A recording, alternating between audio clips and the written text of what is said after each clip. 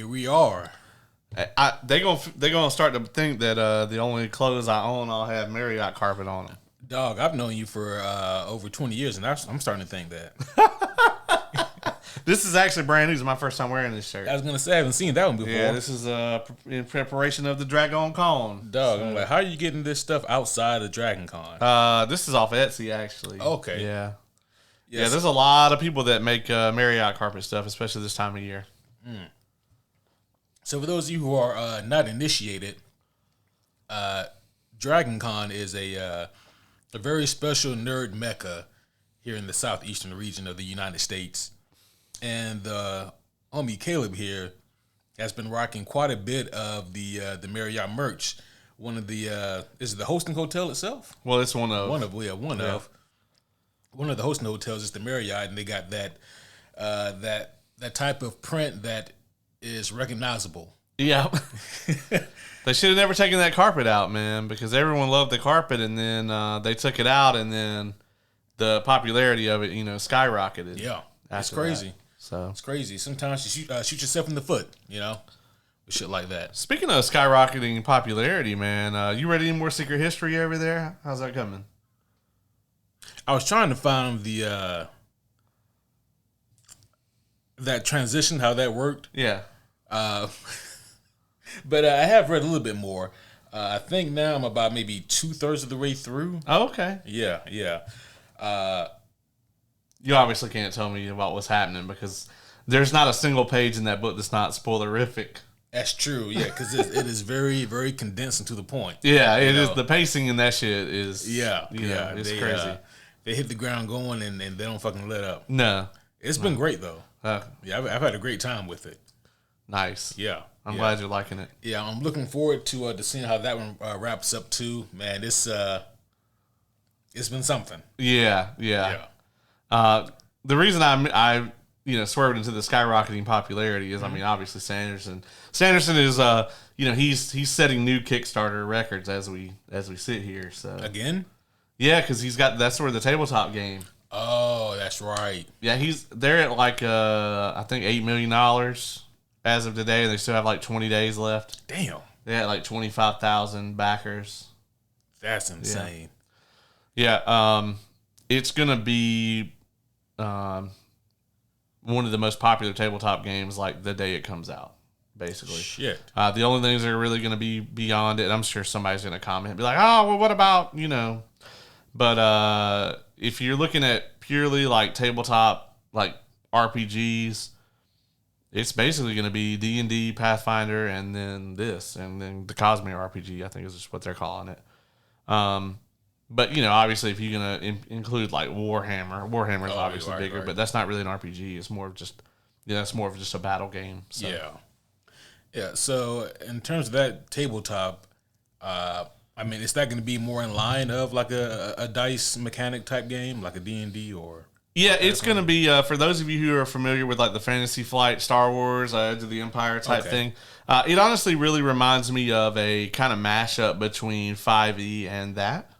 It's their own system they developed, but they do use the standard D20 system for dice.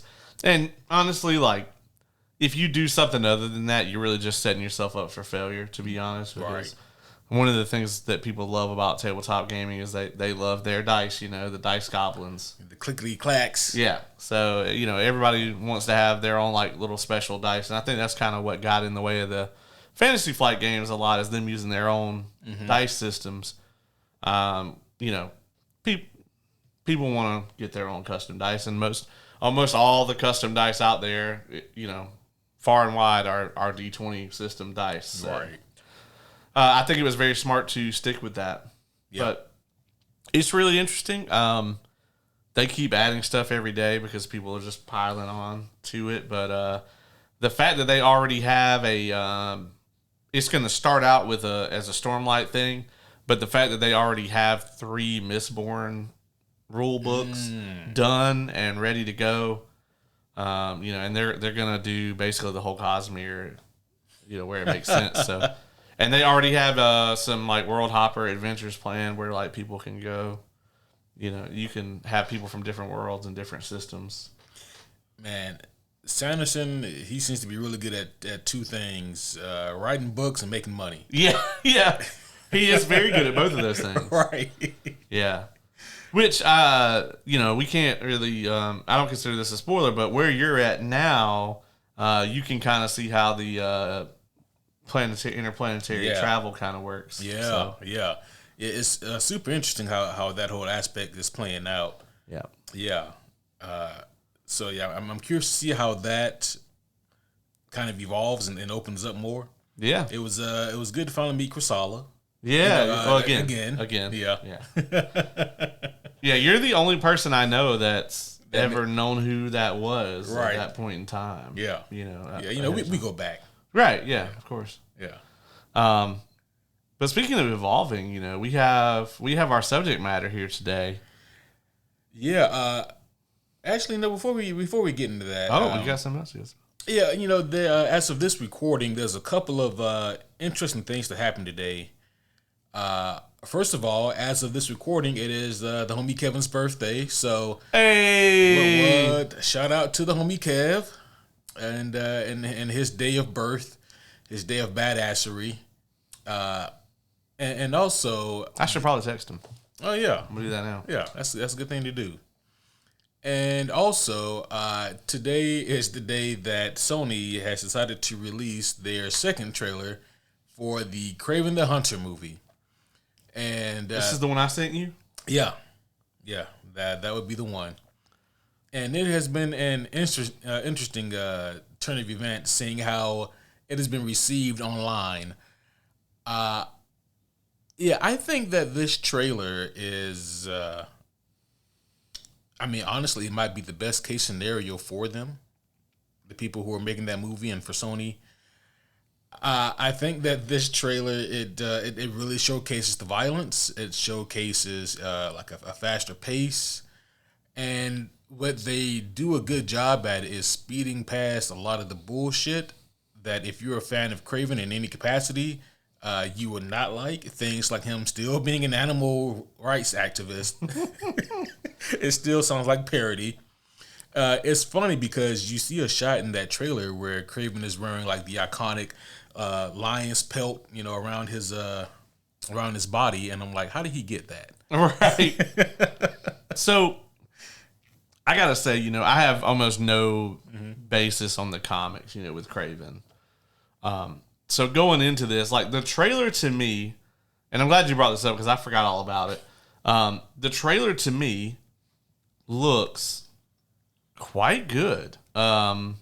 It had the opposite effect of the Venom trailer, right? Because the Venom trailer made me. There was a movie, this is a movie I already don't want to see, and then the trailer made me not want to see it even more.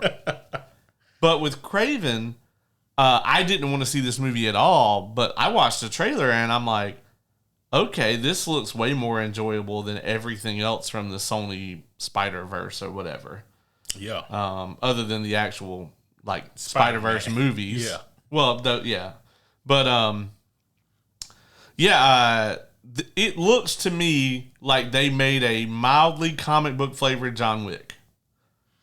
Yeah, right. And if that's what it is, then cool. Yeah, cool. I think this will be one of those movies where if they play their cards right, the best case scenario is if I turn my brain off and forget that there's a Kraven the Hunter and the Spider-Man comic books, I might be able to enjoy this movie. Right. I think that's best case scenario for them. And it's going to be better than Morbius or Madam Web, or I think it's going to be better than Venom. The trailer was better than Morbius and Madam Web. How was it that we're getting an R-rated Kraven movie, but yet we've gotten 3 Venom movies that I'm pretty sure are all PG-13? Yeah. Yeah, it is weird that this was like the point where they were like, yeah, go with the R rating. It almost makes me wonder if there's a PG-13 cut of this and they wanted to see how Deadpool and Wolverine did. That's interesting. Because like the first trailer that they released did not have that R-rated feel to it.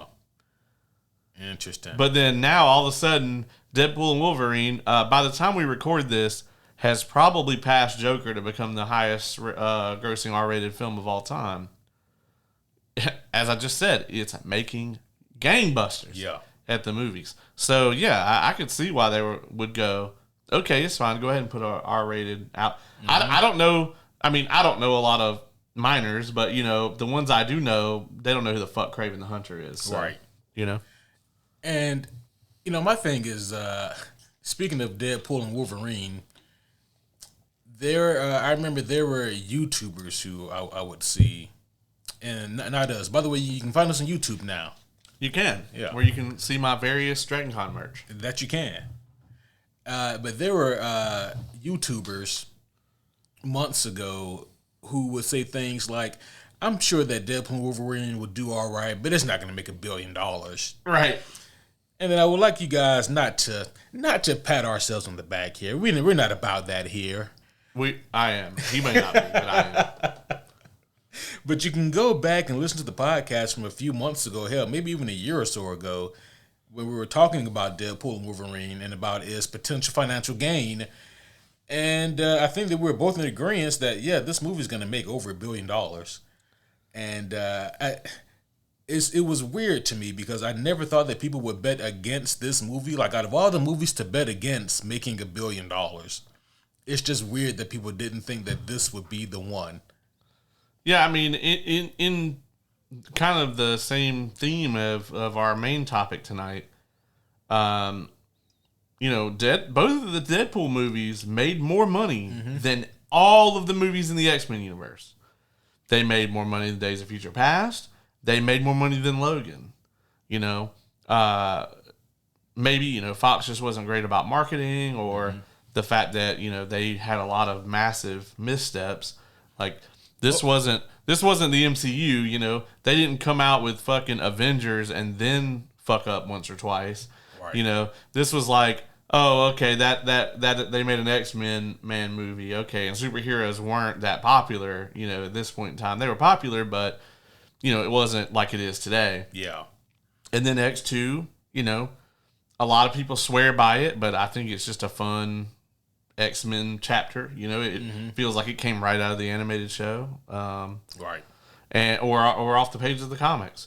And then 3, they fucking tanked, and then they were like, "We'll fix it. We'll come out with Origins Wolverine. Everyone will love that." And then that movie was considered awful as fuck from jump. Yeah, that movie got leaked. Remember that? I actually, for several years, had only seen the leaked version. Oh, wow! Because I actually had a copy of the movie about like 2 months before it came out in theaters with like the unfinished graphics and everything. Yeah.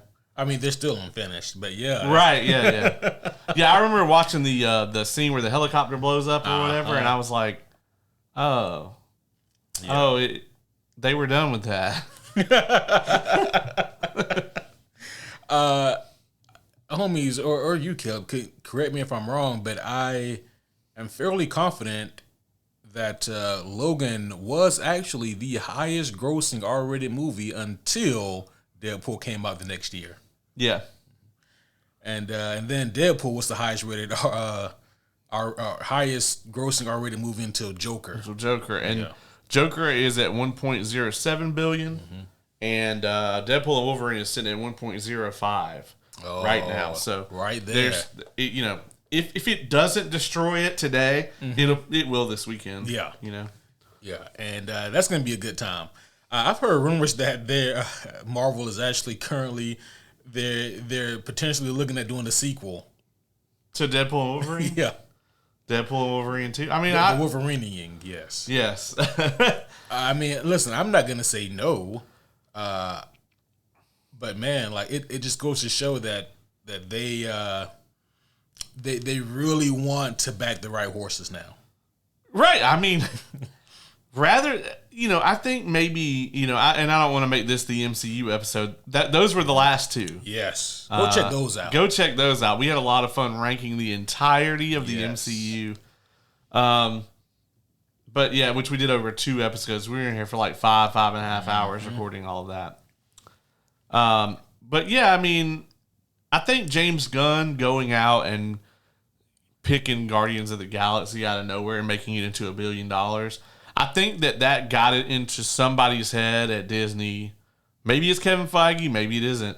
That they could just do that with whatever, Like, well, shit. I mean, let's get Eternals. They got a lot of characters. That's $1 billion. You know. Okay, who else do we have? I mean, shit. We got, you know. I hate to use this example, but like, we got Miss Marvel. You know. And granted, we got Shang-Chi. You know, I think they already were planning on Shang-Chi, but you think so? Yeah, they might have. I don't know. And here's the thing: they don't all need to make $1 billion. Mm-hmm. Thor wasn't making $1 billion before fucking, you know, Avengers 1 and 2 came out. Yeah, Thor actually never made $1 billion. I thought Ragnarok made $1 billion. 870 million. Oh, okay. Yeah, so, you know, one of the main characters. I mean, Black Widow is never going to make $1 billion. A fucking Hawkeye movie is not going to make $1 billion. As a matter of fact, the only solo movie the only two solo movies that made $1 billion is Civil War, and do you even count that? No. Because that's Avengers 2.5. That's 2.5. And then you have Iron Man 3, which is diggity dog shit. So. Yeah. Yeah, and that is true. You don't really look at the solo movies to do that kind of revenue, typically. Yeah. So I think it's... I think there is something to, people really like this, let's make more of it. I mean, obviously, you don't want your creative, like, spark to be that, right, because that's how you get in trouble real fucking fast. Yeah. That's how you get into, you're making your third shitty Venom movie. Right. I feel that Sony is just reaching into, like, their toy box and being like, what haven't we played with yet? Right. Like, here's a Craven. We haven't done this one yet. Yeah. I got a Madam Web over here. You know, just... That one is so bizarre to me. Like, right. I want to know, like, what the genesis of that movie was. Like, who originally sat down and was like, you know what? Madam Web, the movie. Yeah. Were they just like, we want a female character? Like, how about a fucking Spider-Gwen movie then? If you were going to... Right. If you wanted a... Yeah, why not do that? Like, that is... Right, if you wanted the opportunity to make money, you know, specifically with a female spider-centric character, you know that Gwen will make you money. Right. But instead they were like, let's do Madam Web. Madam Web wouldn't have even been in my top 5. Right. I would have probably... I feel like a fucking Mary Jane Watson movie would have made more money. Oh, yeah. Yeah, and it could have been Mary Jane just... doing shit. Yeah, like, day-to-day activities. Yeah. Not the one from the video game, though. No, not that one. Not when they bring the whole video game to a halt to take pictures and sneak. Yeah. Preferably not that. Speaking of which, man, before we move on to the main event, there was just a whole train of thoughts that happened right here. Okay. I was thinking about the Spider-Man games, and I was like, man, it's crazy how those games probably have had the best non-comic book version of Kraven in the sequel. He was great in the sequel.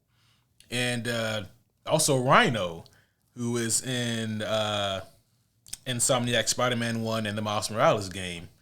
And then it got me thinking, what you think about Rhino here in this in the trailer? Rhino looked awesome in the trailer. Bruh. I popped for that shit. Like, there's been a lot of mixed reception for Rhino.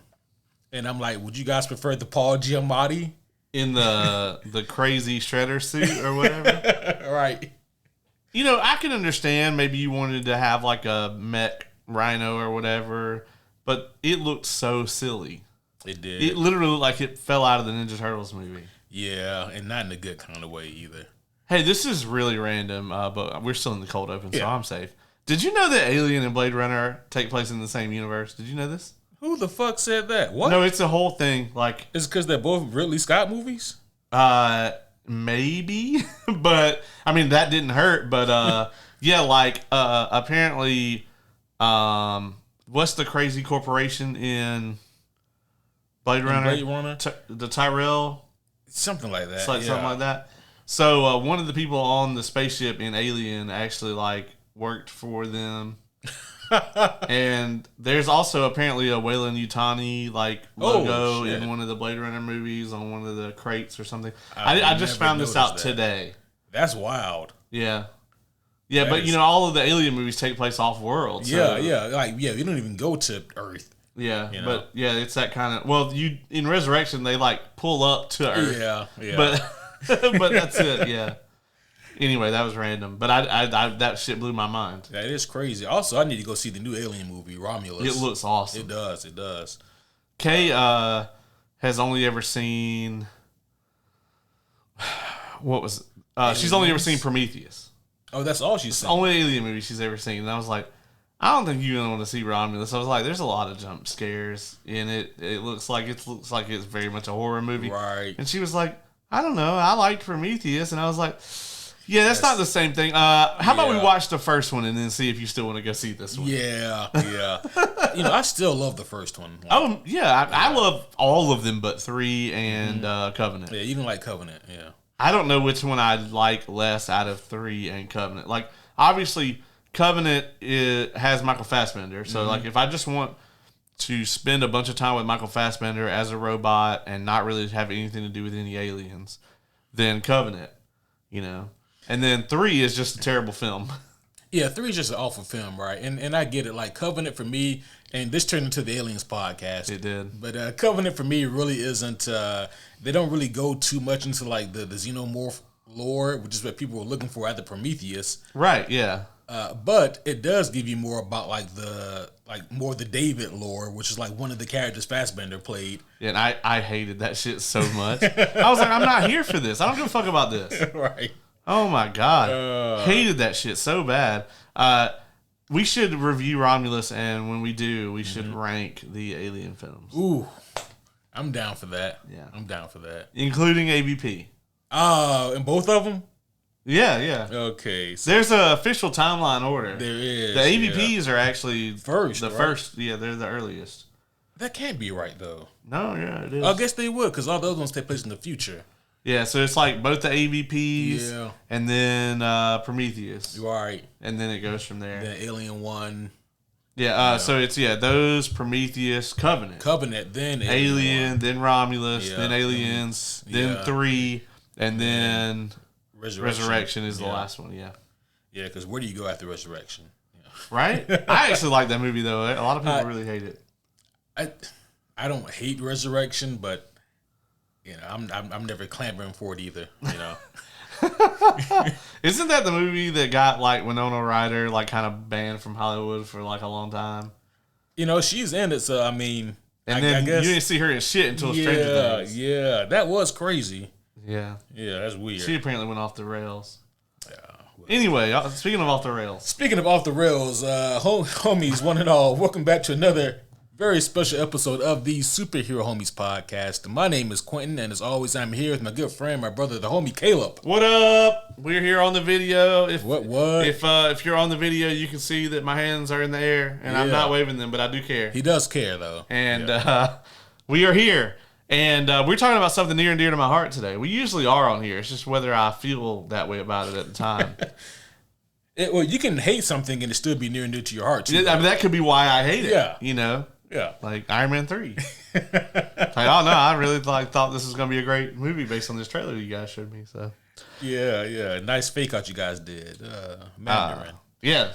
So today, normally when we talk about a thing, we have a spoiler free section at the beginning, but that's not gonna be as necessary today because the movie we're talking about today is 10 years old. This is the 10-year anniversary of X-Men: Days of Future Past. And so we thought we would take a minute to come on here and talk about this monumentous entry into the X-Men franchise. And then we are specifically today, because we haven't done it, we're going to be talking about the road cut. Yeah. Days of Future Past, that was such a phenomenal treat for me 10 years ago. The X-Men franchise was in kind of a weird state at that point. Yeah, they had gone the First Class route, which was its own interesting kind of film. It was a Matthew Vaughn film, and I typically like his movies.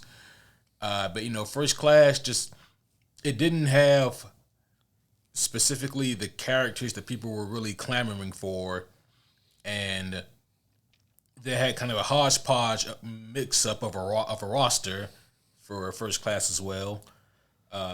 And I mean, ultimately, it was a fine movie with some very odd choices in it. I think with First Class, it seemed like they were trying to jump on that, that same bandwagon that everybody else is still trying to get on, is the MCU bandwagon, right? Where they were like, yeah, this is going to be like our origin movie. Right. And they had First Class. And I don't think anybody had any complaints about, Xavier and Magneto. It's like, damn, they perfect casted them twice. Yeah. But that's like where the praise stops for it, right? Like, I got to admit, First Class is one of my least favorite X-Men movies. And I think the only movie that I would watch, let's see, I think I would watch any of them except for Apocalypse and Dark Phoenix before I would watch even First X3. Class. Yeah. Wow. Yeah, but I like Kelsey Grammer's Beast. Yeah, I like Michael Fassbender and James McAvoy. Yeah, the plot. Don't get me wrong. First Class has some incredible moments to me. Mm-hmm. I just feel like the pacing in this movie is terrible. I love the beginning, and I love the montage, right? Where they go out and recruit people, and then we actually get to see something that we don't get to see a lot of in the movies. We actually get to see Xavier doing his thing, and he's actually going out and okay, so what's your ability? What can you do? Show me, and he's trying to help them find ways to use and control their abilities. Mm-hmm. You never really get to see that. Yeah.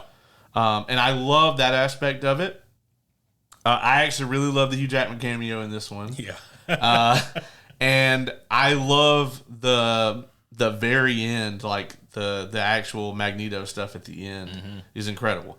I feel like everything in between those two things, it put me to fucking sleep, man. Yeah, it's got like a 45-minute slog in there. Yeah, I mean, don't get me wrong. It's certainly not one of my favorite go-to movies, but I don't know. I thought that it's alright, It was. I mean, at the time, it was incredibly refreshing, right? But yeah, but I guess I was just more weirded out by some of the choices they made, like the Mystique and Professor X brother sister relationship type deal. That was weird. I didn't hate that, and it's honestly probably a good thing that they did it for this movie because it plays into this movie well. But I didn't need it in this movie either, if I'm being honest. That's fair. I mean, honestly, the whole thing could have been scrapped for me. And I feel like they only did it because they got, Jennifer Lawrence. And they wanted to make her a babyface? Yep. Wanted to make her a babyface and wanted to make her one of the lead characters. They did. They really wanted her to be like the franchise. Yeah. And no one... Honestly, I would have been fine if Mystique was left out of this franchise because she had already been heavily used in 1, 2, and 3. And I thought that she was very, very well portrayed in those. Yeah. It was the character that we all know from the comics and the animated show. Mm-hmm. And then in this one, we got Xavier's little Princess Mystique. Yeah. In which it only modeled up the timeline even more, if you ask me, because how do you explain them never having anything to say towards each other in the original trilogy? Ever. Yeah. Wait, do they interact? I'm pretty sure they don't. Yeah, I don't think they do. Yeah. I don't think they actually ever have a chance to come face to face. It's the same thing with Wolverine and Sabretooth, right? Yeah. If that's the same Sabretooth, then how come there's no recognition at all, Yeah, especially on Sabretooth's part. Right, and I mean, even in Deadpool and Wolverine, you know, it's like, wait a minute. Yeah, are we going to talk about this? No? Okay. No, okay. All right, cool. Right. Yeah, I'm fine with that. That was a quick cameo anyway. So. Yeah. But yeah, Days of Future Past took place not Days of Future Past, but First Class took place in the 60s. And, that was supposed to mirror the early days of the X-Men.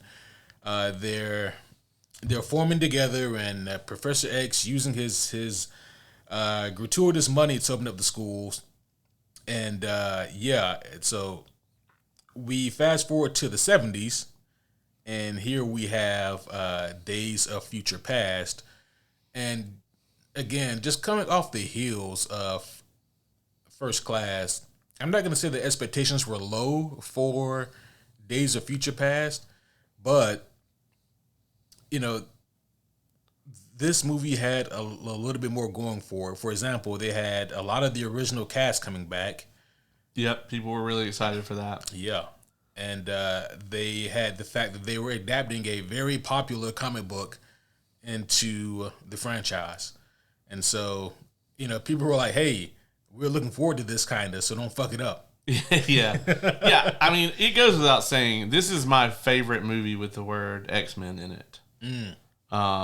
Hands down. I love this movie. I actually, depending on what I want out of a movie, I even like it better than Logan in some ways. It definitely, like, if I want to be like sad, I would watch Logan. If I want to see some absolute badass ruler cool, I would watch this. This movie to me is, I mean, it's right up there with like the Avengers movies. I mean, if we had ranked it in our MCU ranking, it would have been high. It would have been high. Yeah, this movie was tremendous, and it's not even, the thing about it is the original cast. They were very well used, I thought, in this. I love how they're used in the road cut. They got more screen time in the road cut than they did in the original. But I thought that in both of them, really, they kind of get just the right amount. Yeah. I agree. I mean, I do kind of wish that the original cast had gotten a little bit more, even in the road cut. Yeah. And again, I've already spoken a little bit about my distaste for all the Mystique shit that we get. And it's more in this movie because the moral crutch is on Mystique all throughout this movie. But a prop here. This here, I don't know if you guys can see that or not, is the deluxe edition for the Days of Future Past comic book. I really don't even remember when I got this, but it's a good one, and it looks like a thick boy. And, just for an oversized hardcover, it kind of is. But, I reread this, I think, last week. And I was quickly reminded that, oh, shit. Yeah, the actual Days of Future Past story, not that long. Not that long at all. And, the rest of the book is really just sequels to that, Days of Future Present and whatnot. And, fallouts and spinoffs, what happened else in that universe, things of that nature. But rereading that original story by Chris Claremont and then looking at the movie again really kind of got me thinking about some things that the movie did in comparison to the comic books. And it was just interesting that way. Yep. Yeah. What would you say is the biggest difference that bothered you? Probably, I mean, unless it is Mystique, because that would be understandable. Because they literally were really trying to hang this franchise on her still at this point. They were. While I pontificate on that, because that is a good question, I will say this: it is interesting to note Mystique is in the story Days of Future Past, but she's one of the people that's about to bring about the bad ending. Right. Well, and she is in this to an extent. I mean, that's true. Yeah. She's the original bringer of said bad ending. Yeah. And so like they did skew kind of towards, well, we want to pay homage to, her villainous arc in the original story, but we also want to have her make this turn. But I think the thing that maybe bothered me the most was and, I fucking love Wolverine. He's my favorite X-Man. But, man, the Kitty Pryde slander. Oh. I can't even call it slander. But, I mean, if we're looking at it like this is a Kitty Pryde story, if we're looking at like a true protagonist. And in the movie, I get it. Wolverine is like the moneymaker. But they sidelined Kitty and put Wolverine in that place. And I'm like, you still could have very easily had Wolverine in the movie, but had Kitty be the one to go back in time. Like I don't think that's a difficult thing to do. And maybe The second thing, yes, would be the Mystique stuff. But then the third thing that bothers me on a much more whimsical level is we never got to see this. We never got to see Wolverine get obliterated by a Sentinel. I gotta say that we did not get that. I gotta say that at the time, so you gotta think of, like, they always kind of had Kitty Pryde as a background character, right? I mean, she got the one moment with the Juggernaut, which, by the way, on this very podcast the other day, you talked about how you couldn't imagine them doing a better Juggernaut than they did in Deadpool 2. Yeah. Well, fuck you, because that Juggernaut never says, I'm the Juggernaut, bitch. So, yes, they could do a better one. You just got to get that exact Juggernaut and have him say the very simple phrase, I'm the Juggernaut, bitch. That's it. Oh, okay. Okay. It's an integral part of the character. Okay. All right. You know what? Fine. Fine. But, I mean, I don't think that they considered Elliot Page to be a star. You know, I don't think that... It's interesting, too, because his, like, obviously with Umbrella Academy, which we're going to be reviewing soon, by the way. Yes. His stardom, like, he's what drew a lot of people to watch that, because pretty much everybody else in that is unknown as fuck at the time. Yeah. And I mean, no, let's remember Dickon. Oh, yeah. Oh, you Game of Thrones fans out there. Was that before Umbrella Academy started? It was before. Yep. Okay. Yep. Yeah, that's true, yeah. But yeah, I can definitely see why, you know, they wanted their star in there. It was like, oh yeah, well, we'll have the entire original cast back here in the future, right, guarding the base, but not you. Wolverine's got to go into the past, and like, I don't hate it. I mean, me either. We get a lot of cool shit because it's him. You know, there's a lot of things that happen because it's him that went really well. Yeah. It was a cool spin on it. But I do think it would have also been really fun to see Kitty go back in time and then maybe try to, like, recruit people for this cause. You know, it would have been fun to see her try to get Wolverine. Yeah. You know? Yeah. Yeah, but, you know, there's but what we got, I still think is a tremendous movie.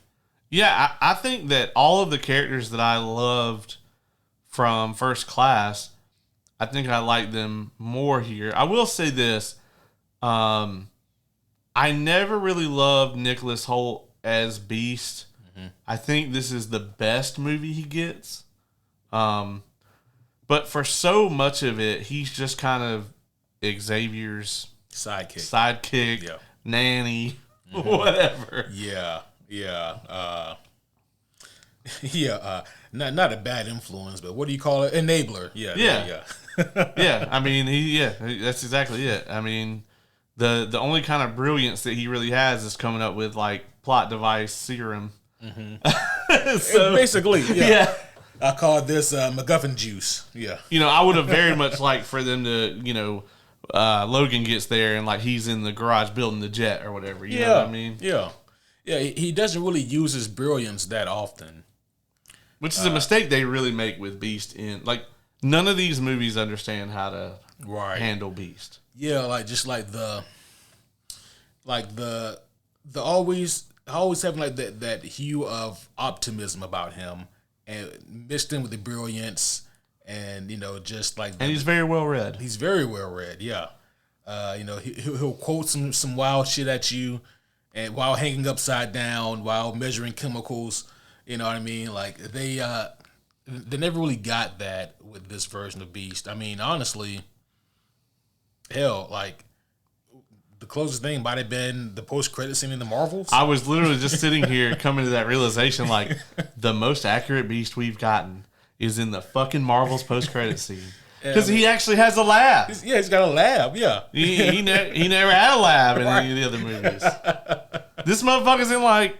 Also, they actually just left the motherfucker out of First Class, or not First Class, but out of X1 and 2. Mm-hmm. Then they got him right in X3, but he's the only thing they got right. They used all their get right on him. You're right. Also, a fun factoid here, and also it leads to another question. Another complaint about First Class. They had both Mystique and Azazel in that movie. Never made a reference about Nightcrawler at all. Like, those are Nightcrawler's parents. And they're like, I mean, they couldn't even, like, wink at each other. Nothing, you know? Couldn't. I will say that I enjoy these movies, Nightcrawler, a good bit. Unfortunately, the movies that this Nightcrawler, that like the new Nightcrawler is in, are both horrible. They are. He might be the only good thing in Apocalypse other than the Magneto stuff. I don't know why, man, but this Nightcrawler never really resonated with me. Well, they didn't really give him a whole lot. They didn't give him a whole lot at all, yeah. And, man, like, there's no nice way to say this, but he just looked like a dork. Like, he did. I got to say that everybody has it doubly hard now, right? Because now you're going to be compared to 97. And honestly, if we had gotten, what's his fucking name? Gambit. Channing Tatum? Channing Tatum, yeah. If we had gotten that Gambit like 2 years ago, people probably would have been like, oh, okay, yeah, you know. And some people still are, and they're wrong. But compared to the one in 97, I'm just like, this is not my, not my Gambit. Get the fuck out of here.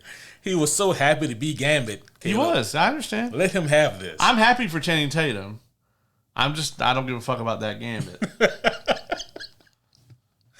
And I never want to hear him try to do that accent ever again. Oh, come on. Okay, well, okay. You know, we'll circle back around to that, you know, because he might get that movie still. As of right now, the best live-action Gambit is in Origins. And he doesn't even do the accent. He doesn't do the accent. Yeah, Taylor Kitsch, she just like kind of a catch-all Southern gentleman accent. I'll take it. Yeah, bring him back. And she wasn't bad. I didn't think he was, you know. No, I mean, if you're going to complain about something in that movie, he's not in the top 50. Oh, yeah, no. No. I guess we should talk about the road cut a little bit for those who aren't aware that there's an extra cut of this movie. Right. As you may know, if you've seen Days of Future Past, Anna Paquin is not in it as Rogue. Or as anything. However, as anything. However, she filmed extensive scenes, which they later repackaged into about 15 minutes longer. 15-ish. A sort of director's cut of the movie, and since she was by far the most prominent character from the original trilogy to not be featured here, that they called it the road cut, and I think it was pretty well. It sold pretty well. Mm-hmm. It was a big deal when it came out, and I think it's the better cut of the movie personally. Yeah, I like both cuts, and what I mean by that is like I think for a theatrical experience, maybe the theatrical version fits better for a pace, but like sitting at home and watching, I would always watch the road cut. For me, it's same. For me, it's always about the scene where they actually go into the mansion, and you actually get both Magnetos, and they cut back and forth in between the two Magnetos. I fucking love that the kind of juxtaposition there, where you have the older Magneto busting into the X Mansion to save Rogue. Yes. And then you have the younger Magneto breaking into wherever the fuck they have all his stuff. Right. To get the helmet. Yeah. You know, and they have that moment where it cuts in between the two. And you lose that. Mm-hmm. Like that Magneto scene where he breaks in there is really, iconic anyway. Right. But the juxtaposition of the two is really good. Yeah, no, I agree. Let's talk about this opening scene in Days of Future Past, because that's always been, hell, it still might be my favorite scene in the whole movie. I really dig seeing the systematic destruction of the X-Men, Yeah. Yeah. It's brutal. Oh, yeah. When they got, is it Bishop that they just melt? No, he's on the table. Yeah, no, they melt. Sunspot? It might have been. I know they get Bobby too. He's one of the last to go down. Yeah. I will give him this. Yeah. The Sentinels in this movie are far more fucking terrifying than any other version of the Sentinels. Yeah. And you know what? The Sentinels in this movie, they get a lot of shit because neither version look like Sentinels, you know? Yeah, we'll talk about the fucking the Toy giant Story fans. yeah. The goddamn Toy Story Sentinels. But like even though like none of them really look like Sentinels, they had that ferocity about them. Right. And like, you know, even you know in the comic book, like the Sentinels, they had by that point that had been upgraded to be able to like detect like all mutant presence. Right. And they also knew mutant abilities. Like for example, Storm hits one with like a giant fucking bolt of lightning, but it barely does any damage because now they're all insulated to protect them against her. Right. You know. And so there's all kinds of things like that these new upgraded Sentinels can do. They can obliterate Wolverine, you know? Yeah. And so like they have that type of capability now, and they're just in such dire straits. And the movie did a great job of just really showing how desperate their situation was, you know? They did. And I mean, just this cold, faceless killer, I mean, they couldn't do anything about. And anything that you did do to them, they would just adapt to it like the fucking Borg from Star Trek, you know? Right. It was incredible, like, to see the way that they would change and adapt, and they were just perfect at doing what they did. Yeah. And, you know, so in the comics, one reason why it was such a big deal, obviously, for them to stop this from happening was because not only would it be the destruction for mutant kind, but the Sentinels weren't going to stop there. It was going to go on, and they're going to control all of humanity, basically. Yeah. You know, the only way to make sure that the mutant presence stays in check is if we control everything. Everything, yeah. You know? And so like that, it was like a caste system in this future. By the way, their future, do you know what year it was when the story takes place? Isn't it like 2077 or something like that? 2013. Really? Yeah. What the fuck? That's the future. Right. Wait, isn't... But... Well, yeah, I mean, that would have been like around the time that the movie came out, so that makes sense. Well, I mean, like the comic book. Oh, okay. Yeah. Okay. Yeah, and the movie came out in 2014. Yeah. Had they came out a year earlier, it would have been... Like right on it. Yeah. Okay, right yeah. And you meant in the comic book. Yeah. I was like, huh. But yeah, I guess it couldn't have been that far anyway, because like Magneto would have been like 150. Oh yeah, it's funny because he's still alive, like in the 2013 future in the comics. Yeah, and like God damn, bro, you old as shit. Yeah. Well, I mean, just a few, as of a few weeks ago, both of our presidential candidates were from the 40s. Oh yeah, so that's true. Fuck, it's not so far fetched after all. Right? Yeah, exactly. And we're at 2024. Right? Yeah. Shit. Magneto for president? Not really. That'd be terrifying. I mean, Magneto, Kelsier, 2028. Oh shit! Yeah. Yeah, we fucked 2032. Well, I don't know. I mean, we're not mutants. That's true, but we aren't nobility either. Yeah, so we should be kind of okay. Yeah, it depends on who's president, who's vice president. Right. Also, we would think the mutants are cool, So. Yeah, I mean, I ain't gonna lie. So like, I always go back to X-Men 1. When Senator Robert Kelly is given, that empowered speech, it's like if you had never heard of a mutant, right, never read a comic book, and you were sitting there, in that hearing that he's having with Jean Grey, I'd be like, this motherfucker's spitting, He says some shit about that there's mutants that can read minds, or there's a mutant that can walk through walls, so stopping them from walking right into your home, and blah, blah, blah. I'm like, you're fear-mongering like crazy, but you're not wrong either. Right, yeah. And that's always been the interesting thing about like the mutant ideology is that they deserve rights like everyone else, but also how do you have checks and balances with a group of people that have powers like that? Right. Yeah, I mean, especially all the Omega levels, right? Yeah. I mean, Magneto could pick up a fucking baseball stadium and just Right. chuck it across the state, you know? Yeah, as he kind of does. Yeah. Yeah. Yeah, if we didn't make it very clear, then we are going full tilt spoilers for this old ass movie. So. Full spoilers for this 10-year-old movie. Yeah. All right. And pretty much everything else in the X-Men timeline. So, yeah. Man, I can't wait till 2029 to discuss your favorite X-Men movie, Dark Phoenix. We're not doing that. I didn't want to talk about it the first time. I don't think I was here. Maybe I was, maybe I wasn't. No, me and Kevin had to grumpily discuss that. You know, the first time I watched that movie, I went to see it by myself. I was when I lived in Atlanta. I couldn't get anybody to go watch it with me. I believe it. I went to go see it by myself, and it was in the summer, and the AC was broken at theater. So I sat there like just sweating balls watching this terrible ass movie. And you sat there for the whole thing? Yeah. Oh no. Yeah, I wasn't about to come watch it again. That's true. So, Ooh. you know, when I before Deadpool and Wolverine, I actually rewatched all of it, the whole timeline, all the way through, and I never made it to New Mutants or Dark Phoenix. Like I said, I was gonna fucking watch them, and I never did. I would definitely watch New Mutants way before I watched Dark Phoenix. Oh, same, yeah. But I didn't watch either of them. Yeah.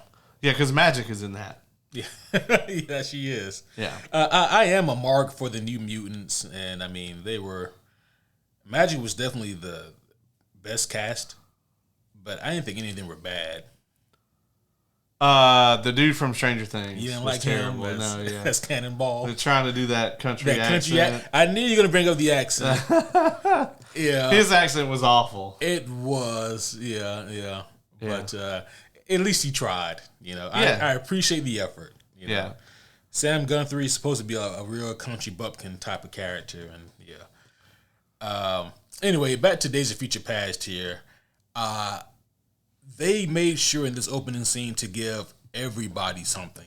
Cool They did. to do, you know, What's the chick that can teleport? I know I sound like a fucking Blink. noob here. So she was great. The way that Blink got killed was amazing.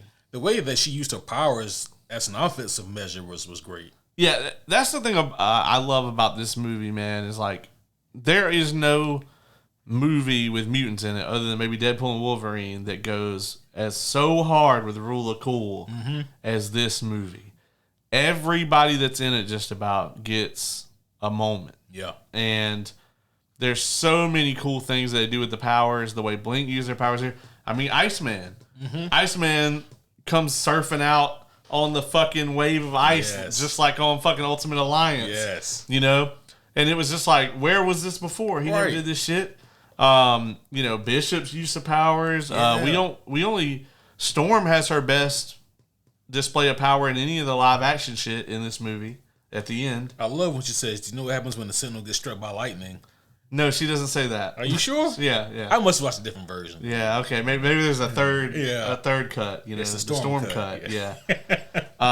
Magneto in this movie. Yes. Just off the fucking rails. I mean, this movie, this is a Magneto movie. It's so good.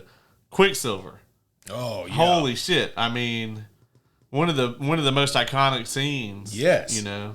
Like, you still see this, like, just scrolling on your feed every once in a while, this Quicksilver scene. Yeah. To the point where, like, they try to chop it in the next one. Yeah. And it's not bad. It isn't. But you can tell that somebody sat down and went, oh, okay, well, we got to put in another Quicksilver. Right. You know. They were trying to chase the moment. They were, yeah. And I don't blame them, but it's very stupid in Apocalypse. Yeah. I mean, it was all Rule of Cool in Apocalypse, you know. Yeah. Whereas here, it like made sense to the plot and the story and everything. Yeah. What you think about Peter Dinklage as Bolivar Trask? I was going to ask you that, actually. Yeah. I really liked his Trask here in this movie because, like, the way he plays it, he doesn't play it as like a fear-mongering Robert Kelly type of guy. Right. Or even like a Henry Gyrich type of guy. He plays this as a very matter of fact kind of guy, like, well, this is what needs to happen. I actually really like the mutants. Yeah, he says he admires them. Yeah.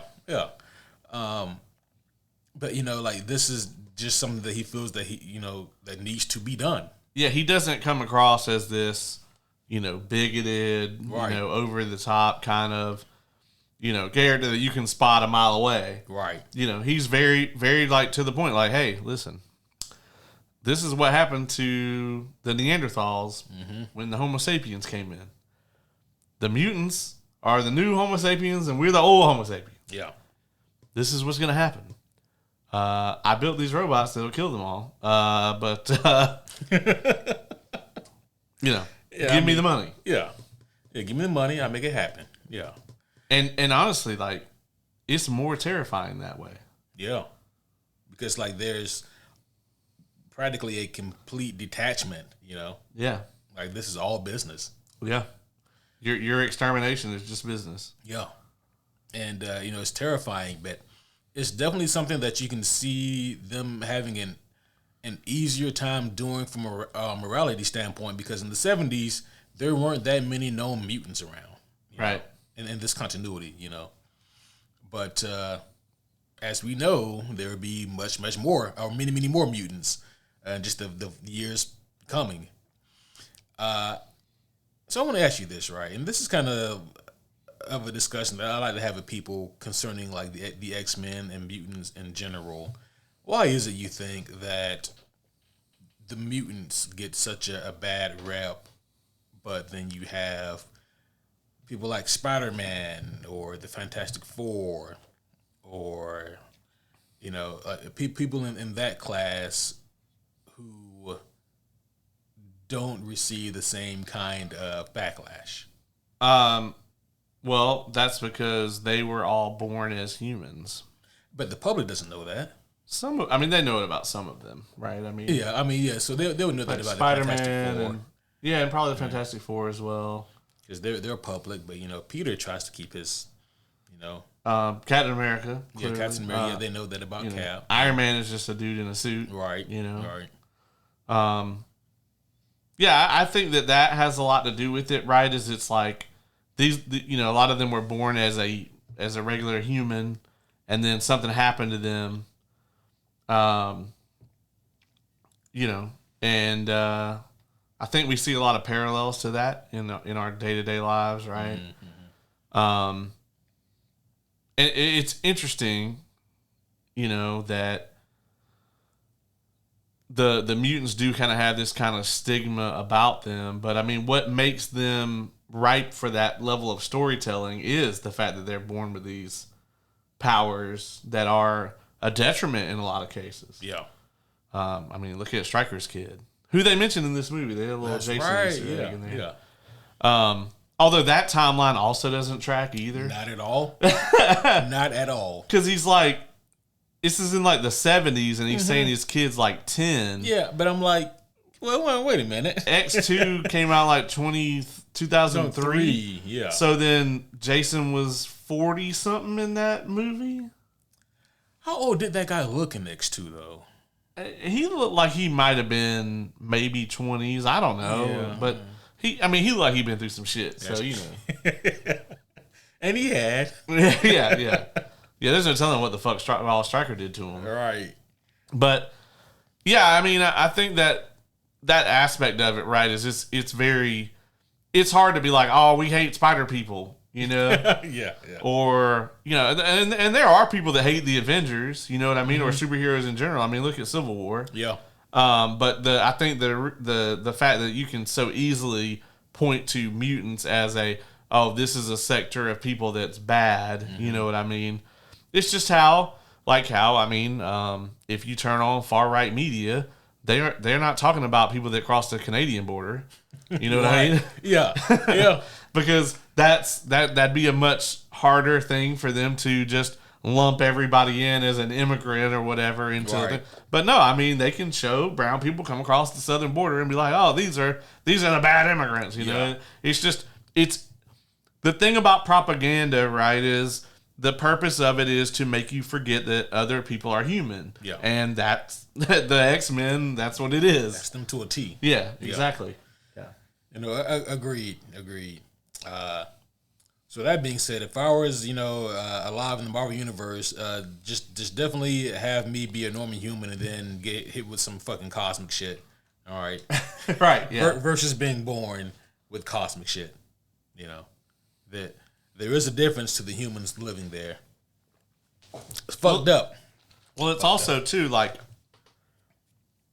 it's hard to be like, look, you have all these problems in your life because superheroes. Mm-hmm. That doesn't really... Yeah. You know what I mean? But you can say mutants. You're right. You can say, yeah. I mean, the music can definitely take your job. They took my job. Yeah. You get someone like Colossus, who needs a construction crew, Right, yeah. You get Nightcrawler, shit, he's putting DoorDash out of business. Yeah. Yeah, and then, that's the thing, like, just a matter of creativity, But, I've always really just loved that kind of discussion, the ideology about, like, the mutants versus the other superpowered people in that community. It's to the point where they do bring it up in the Civil War comics, about... It's a crazy change because for once, like, the Avengers are kind of asking, for the X-Men's assistance, and they're like, oh, now you want our help. Oh, do the humans hate you? Huh, first time? Oh, yeah. That must be awful. And what made it worse was that, like, Tony goes to go visit the X-Mansion to, try to convey, the message to them to, you should be on our team. But I think Cyclops was out, but Emma was there, and and so she was like the acting head, and so he had to contend with Emma, who was just giving him shit. Oh yeah, and it was fantastic. But yeah, were they there? You said it was fantastic. Anyway, God, fucking hell. Oh, so with the setup for this, we get the whole thing where the Sentinels come in and Kitty and Bishop teleport. Or, well, they don't teleport, but they just disappear. Yeah. The whole thing disappears. And then that's where we got our lineup. After that, we got the cool James Gunn slow walk intro. Right. One thing that I really thought was awesome is, like, that Cerebro is, like, built into the jet now. Like, that Xavier has the special chair, and he just kind of like forms it in front of him, which is fucking crazy, right? And he's like, I found him. And then and the jet also has some kind of crazy future reactor or whatever the fuck in it. They come there, they land, we get all our characters that we just saw get killed in the intro, and if you don't know what's going on, you're like, what? Yeah, like, what the fuck is it? Like, what are they doing? Yeah, didn't they all just get killed? Okay. Right. And we see getting off the jet, which they had to be packed in that jet. Right. They was deep in there. Yeah. We see Xavier, Storm, Wolverine. I know Magneto, but he gets off last. Yeah, he's the last one to come out. Was it Iceman? No, Iceman was already there. Oh yeah, he was already there. So I guess that's it. I thought they were deeper than that, though. Wolverine, Xavier, Storm, Magneto. I guess so. But shit. No, but still, like, at this moment in the movie, like, when I first saw this in theater, right? Because I saw it with the homie Kevin. And I was like, I don't know how we got here, but I'm glad to be here. Yeah. Like, so I was super curious to see, like, how this shit was going to play out and how it was going to go down. And this was the first time, really, that I had thought about the Kitty Pryde conundrum. Because I was like, I know that Wolverine is going to be in it, but what are we going to do about Kitty? And then we see, when they do the whole deal of sending Wolverine back in time, they put Kitty in the telepath position of of helping send Logan's conscience back in time, and they do give a good reason for it, right? Right. Like because his mind had been so fucked up, and because of, like, his healing factor and all that, his mind can handle that kind of trauma. Right. And in the I forgot what I was about to say, but anyway, yeah, they do send Wolverine's conscience successfully back in time. What was the exact year? It was 1973. 73. Yeah. And I love Wolverine's clothes. Yeah. I love his clothes. That iconic shot, man, of them shooting him and him, the bullets popping back out. The imagery there is just tremendous. I love when he pops his claws and like, the fuck? Yeah. Yeah, because nobody's thinking about it, right? Yeah. I mean, including me. When I saw that happen the first time, I was like, oh, yeah. Yeah. He doesn't have the medal on. Right. You could tell that this script was handled with love for this franchise. Yeah. There's so many little things throughout it, and this is one of them. Yeah. And I also love the dude's got the rabbit foot on the keys or whatever.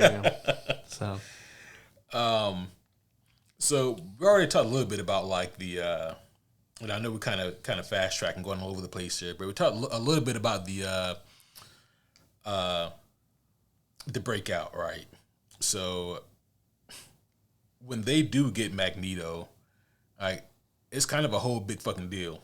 Yeah. Because they spend a lot of the movie getting Magneto. Yeah. Well, he's been because at this point, like in this continuity, he's accused of killing JFK. Yeah. You know. Yeah. And but he says that he was trying to save JFK. Magneto always ends up in a special prison in the second movie. Every time. Every time. Yeah. You gotta do something with them. Yeah, I mean, that's true. Yeah, I mean, this whole thing with Quicksilver, right, was amazing. Them going to get him. We get the brief Scarlet Witch cameo. Yeah, the baby witch, what I call her. Yeah. They even hint at Magneto being their dad. Right. You know? Yeah. And I love how Magneto is like, what the fuck you talking about? Yeah. He just no-sells it completely. Yeah. You know? Fassbender kills it, man. Always. He does. Yeah, every time. Another one of my favorite scenes is after they get Magneto out of the prison and they're on the plane, and this Beast flying the plane. We got Wolverine in there as well as Magneto and Charles, and they have this big blow up at each other. I've always really dug that scene. What you think about that? I love it. That scene on the plane. Yeah. It's all of them being themselves, right? You know, you have Xavier who's on his high horse and is like, you know, you took Raven from me, blah blah blah blah. And he's on and on about that, like, how dare you do this to me? And then Magneto is just like, motherfucker, I've been in a prison. You've been sitting at your fucking house. Yeah. With no powers. Yeah. And I love where he finds out about the serum or whatever, and he's like, you gave up your powers so you could walk? Yeah. And now to like you or I, that doesn't sound that crazy. Yeah. But to Magneto, it would be like if I told you that, like, I gave up my eyesight so I didn't sneeze as often. You know what I mean? Like, that's the way he responds to it. Because you can tell, like, to him, that's really what it is. He's just like, it's such a small thing that you're sacrificing in for the greater good. Yeah. You know? But in Charles' defense, motherfucker, you're the reason I can't walk. Yeah. You're the reason I can't walk, dog.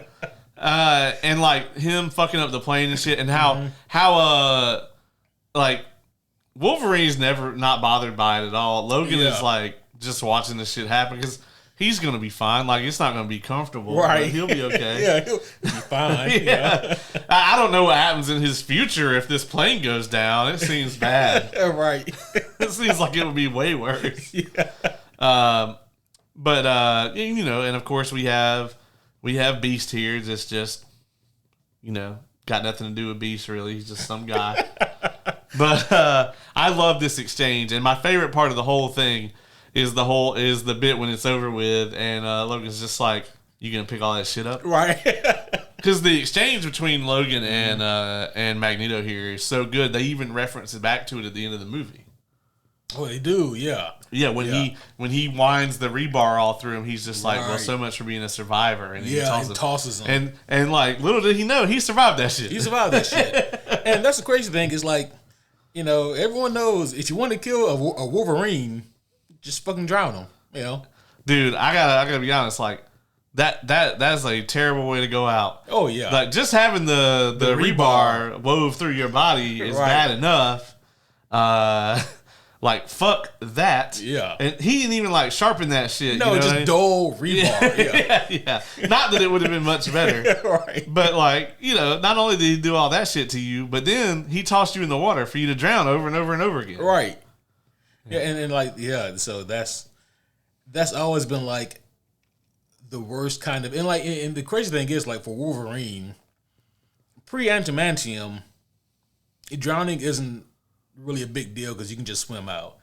But once they add like 150 pounds of adamantium to your skeleton, all of a sudden drowning becomes a much bigger deal. Yeah. And you know, at this point, he didn't have the adamantium yet, but Magneto just added his own. Yeah, he's like, you know, I got something for that. Yeah, this rebar will take good care of you. Yeah, but it is amazing how he survived that shit. Yeah. I dug that scene. I don't dig it as much as him getting obliterated by a Sentinel. You know? Oh yeah. But I'll take what I can get. But also though, those 70 Sentinels, I don't see them obliterating Wolverine. You know, no. They were those designs. All right. Well, they were supposed to be like the beta test. Yeah, Sentinels. they were. They weren't even that big. No, they weren't. They were insanely susceptible to mutant abilities. It's the one design flaw. Yeah. You know, so like the guy that works directly under fucking Ball of a Trash is like, I got the design complete, but there's just one thing. It's it's you know how like the Death Star Wars wasn't even out yet. Fuck, so you can't even use this as an example. Yeah. It was like, well, you know, it's like there's just one little design flaw is all, and it's like that. Well, what is it?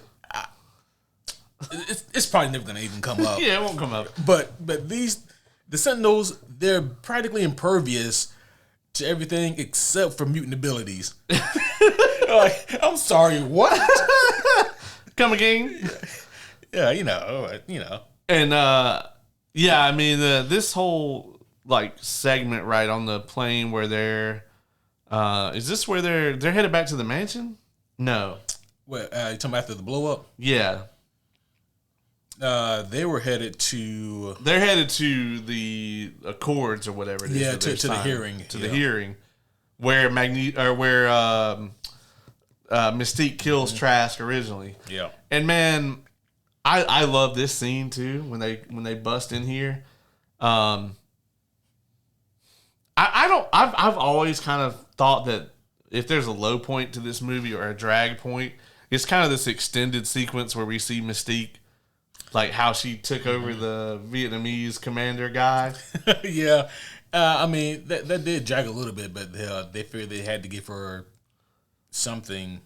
Well, they also probably, they had to have a little time to come down from the awesome... because we literally had just been going balls to the wall for 15 minutes. Yeah, and, you can almost argue more than that, right? Because there is a little bit of a come down when Wolverine gets sent back in time. The exposition station. Yep, the exposition station. But as soon as he does, it's like nonstop. Right. Know? Well, they have a little bit of him trying to convince Xavier. Mm-hmm. What'd you think about the kind of depressed Xavier here and like the kind of mirror image of like what we got in X1 where Wolverine is kind of having to guide Xavier? I thought that was excellent, because for one thing, it's really important that we see the other side of Xavier. Like this is a younger Xavier, one whose ideals aren't as solid, and he had some shit that he needed to work through. Yeah, he had a lot of shit he needed to work through, and it was just cool to see the other side of Xavier. I do love the exchange with Logan and Beast when he first gets there. Well, I like I like how he tells Logan, "Fuck off." Yeah, You know. well, that's the Xavier that does that. Yeah, Xavier says that to Logan. Yeah. But between Logan and Hank, when he gets there, and he's just like, "Oh, you a late bloomer, are you?" You know, because he's got the serum or whatever. Yeah. And he's like, and I think Logan ends up knocking him out or whatever, and he's like, yeah, we're gonna be great friends or whatever someday. Just don't worry about it. And then he like hulks out and starts beating his ass. Yeah. That part is cool. It's like that part, and when he fights Magneto is like the only cool moments he really has. Yeah, it's crazy how these movies just never had a lot for Beast. Here's to hoping Nicholas Hoult gets more cool stuff to do as Lex Luthor. Oh my god, I really hope so. Yeah, I love where he fights Magneto though, because they're in this movie because like they're just in that fountain. And like, if he just stayed away from them little metal things, like he could have killed Magneto here. He could have, because in just a fight with no metal around, Beast is a whoop his ass. Right. Oh yeah, because like, what's he gonna do? Right? Yeah. Like, especially like if there's like no distance between the two of you. Yeah. You know, and there's like no metal that you can readily find. You know what I mean? I love when he's drowning him in the fountain, like all the cars and shit on the street just start to pull in. They did so many cool effects like that. So many like cool little touches. Yeah. That just really accentuated it. So we talked about they going into the hearing. I love so much this moment. It's very easily missable when, you know, Raven has already done her thing and she's already done the, I'm actually a blue person, and then she's kicking people. And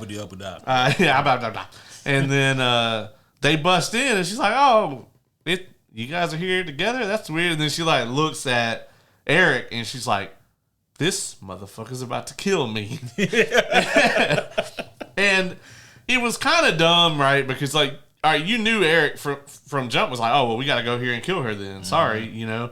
But it's like, so you going to spill her blood everywhere? Like, they get her DNA. They don't need her alive. I know. Yeah, they don't need her. Yeah. Yeah, unless you got an incinerator on you, you know, that you just have. Right. But I love Beast tackles him and he drops the gun, but then he still pulls the trigger on the gun. Yeah. And then controls the bullet. Right. Like that whole scene, like that is amazing.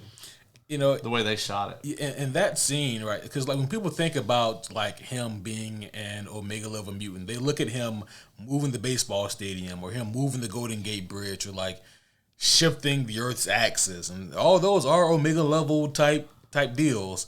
But controlling a moving bullet, that is also an Omega level type deal. Yeah, you know, because like your control over that has just got to be insane. Yeah, you know.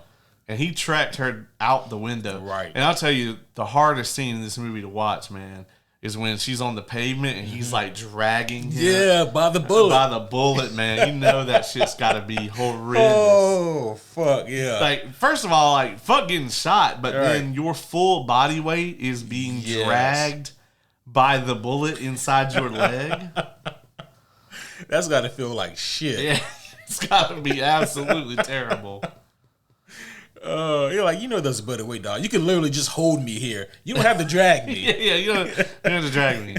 Or you could have shot me in the head. Yeah, that. Like, if it's gonna come down to, if I knew we were gonna do this, just shoot me in the head. Right.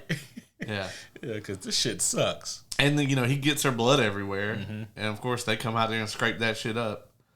But I love this scene too, where Mystique comes out and lands on the pavement, and like there's the big reaction from the crowd. Yeah, to seeing a blue lady. Yeah, and then this motherfucker comes flying out the window trying to kill her. Yeah, you're like, what is happening right now?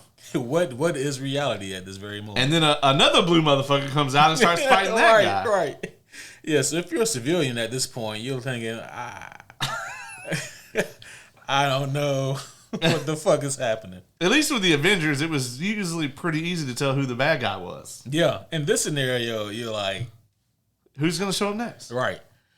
You know, it's the 70s, so the bigotry will probably kick in. I'm rooting for the normal looking dude. Yeah, right. You know? Yeah. Tall, white, blue eyes. Yeah. This is also where we start to get the deviations between the two versions of the movie. So, Oh yeah, between the Rogue and the theatrical. Logan sees Stryker and freaks out in both versions, and in both versions, Kitty kind of starts to lose him because of all the trauma and everything, and we actually get these clips of the modern day Stryker and like him coming out of the tank with the adamantium, all those really iconic shots. But where the difference is in the Road cut, he actually starts wildly swinging his claws, and he cuts the shit out of Kitty Pryde. So I forgot that wasn't in theatrical cut, huh? No, he doesn't cut her in the theatrical. Yeah, see, I've only seen the theatrical cut like twice. Yeah, and of course, Magneto stops this bullshit. He's just like restrains him Right. because he's got the metal. But the damage is already done. Yeah. So yeah, in the Road cut, in the theatrical version, he doesn't cut her. Yeah, see, I forgot that scene was only specific to the Road cut. Yeah, because that sets up. Yeah, that sets up them. Yeah, the Rogue swap later. Yeah.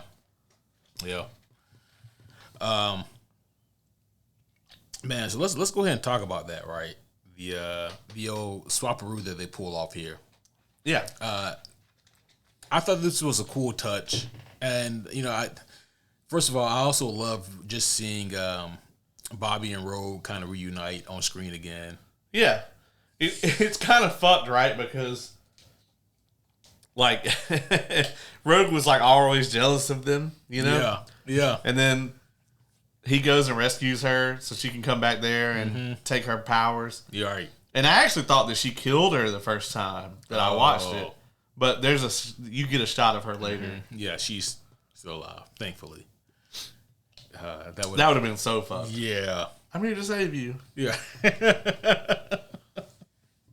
But not all of you. Yeah. No, I thought this was an interesting touch, right? Because, like, obviously they need someone there to kind of keep Logan stable while he does the deal, right, in the past, and having Rogue come in and take Kitty's powers temporarily so she can do the whole conscious control thing was a pretty cool deal. And I've always said this, man. Like I really dig the Rogue cut, but maybe I'm just being greedy, but I still wish there was more. You know what I mean? Right. But again, that does kind of go back to kind of all of the X-Men, really. Yeah. Well, this also, you have to remember, this is like the early days of a superhero ensemble, right? Like the X-Men were really the only ones to ever pull it off, just to the extent that they did it, until Avengers. Yeah. And this movie was already in the process of being made when that came out. And it probably, you could probably thank the Avengers for why this is the best put together, because they probably looked at that movie and went, "Oh, okay, that's how we do it. We need to do this. We need to give everybody a little piece of something." And unfortunately, the ensemble, that's the best case scenario, is that everybody gets a little arc. Yeah. And nobody gets a big one, really. And that's just how that's how the ensemble film works, And in this one, they had two casts. They had the old cast and the new cast. Yeah. And I'll be honest, man, like, I can see a reality where they have a bit of foresight when making this movie, and they make it 2 movies. Yeah. I can definitely see that happening. So where does part 1 end? Yeah, I would actually stretch out the beginning arc, right? Yeah. The beginning moment where we're in the future and we see them fighting for their lives. I would actually stretch that out more so we can get more information and more time with those characters, right? And I would actually end it after the Magneto breakout. Where they get him out of the prison? Yeah. So if it were me, if I'm going to end the first movie, I'm going to do it in one of 2 places. I'm either going to do it, they get to the summit or whatever, right? And that's the big final act, is they confront Mystique, and I would end it with Trask being like, "Yeah, we were able to get some of her DNA or whatever," and like that's how you go to black. Yeah, that's a cool moment. Either that, or I would actually have the swap be the end of the first one, and like you have the whole scene at the summit plays out poorly. You cut back to them, and you got Kitty, and like you end the movie being like with her being like, I can't hold him. Mm-hmm. Fade to black. You know? Yeah. And like I think both of those would have been like, oh my God, like we have to see what's going to happen next. Yeah. Yeah, I like ending it at the Magneto breakout because that leaves you on like a oh shit type moment, you know? Yeah. Because now you're like, fuck, we got Magneto now. Yeah. I was actually pleasantly surprised that this movie doesn't end with a Wolverine stabs the thing, saves the day type scenario, you know? Right. I mean, he tries, you know? Yeah. Yeah, Wolverine actually gets super fucked in the third act. Yeah. It's like whatever training he had, you know, and like the Weapons X program, you know, yeah, he probably should have used some of that stealth, you know? You know, the thing I really love about this movie, too, is they brought the original cast in, and you can completely see how the thing that would have been safe would have been to really focus on them, but they didn't. They used the cast in the way that I wish motherfucking Disney would have done it in the Star Wars sequels, and they never shit on the old characters. Right. They do look at the old characters, under a microscope and say, you know, we did this and we allowed this to happen, and now we're trying to fix it. So they're not perfect. Yeah. But they also don't ever like degrade or shit on those characters that we know and love. They actually use those characters that we know and love to boost the new cast of characters. Right. And therefore, coming out of this movie, I think everybody was very excited to see what this cast was going to do next. Yeah. And if there's any fucking reason we kept watching the other movies that came after this, it's for them. Oh, yeah. You know, because we definitely didn't give a shit about anything else that was going on. No. This Days of Future Past is such an odd highlight in this phase of X-Men movies. Yeah. You know, because like First Class, like I'm cool on it, you know. I mean, it is what it is. It's kind of a mid movie to me. But the one after Days of Future Past, which is Apocalypse, I thought that was super mid. Yeah. and then I wish we could have got a mid movie. Yeah. You know? So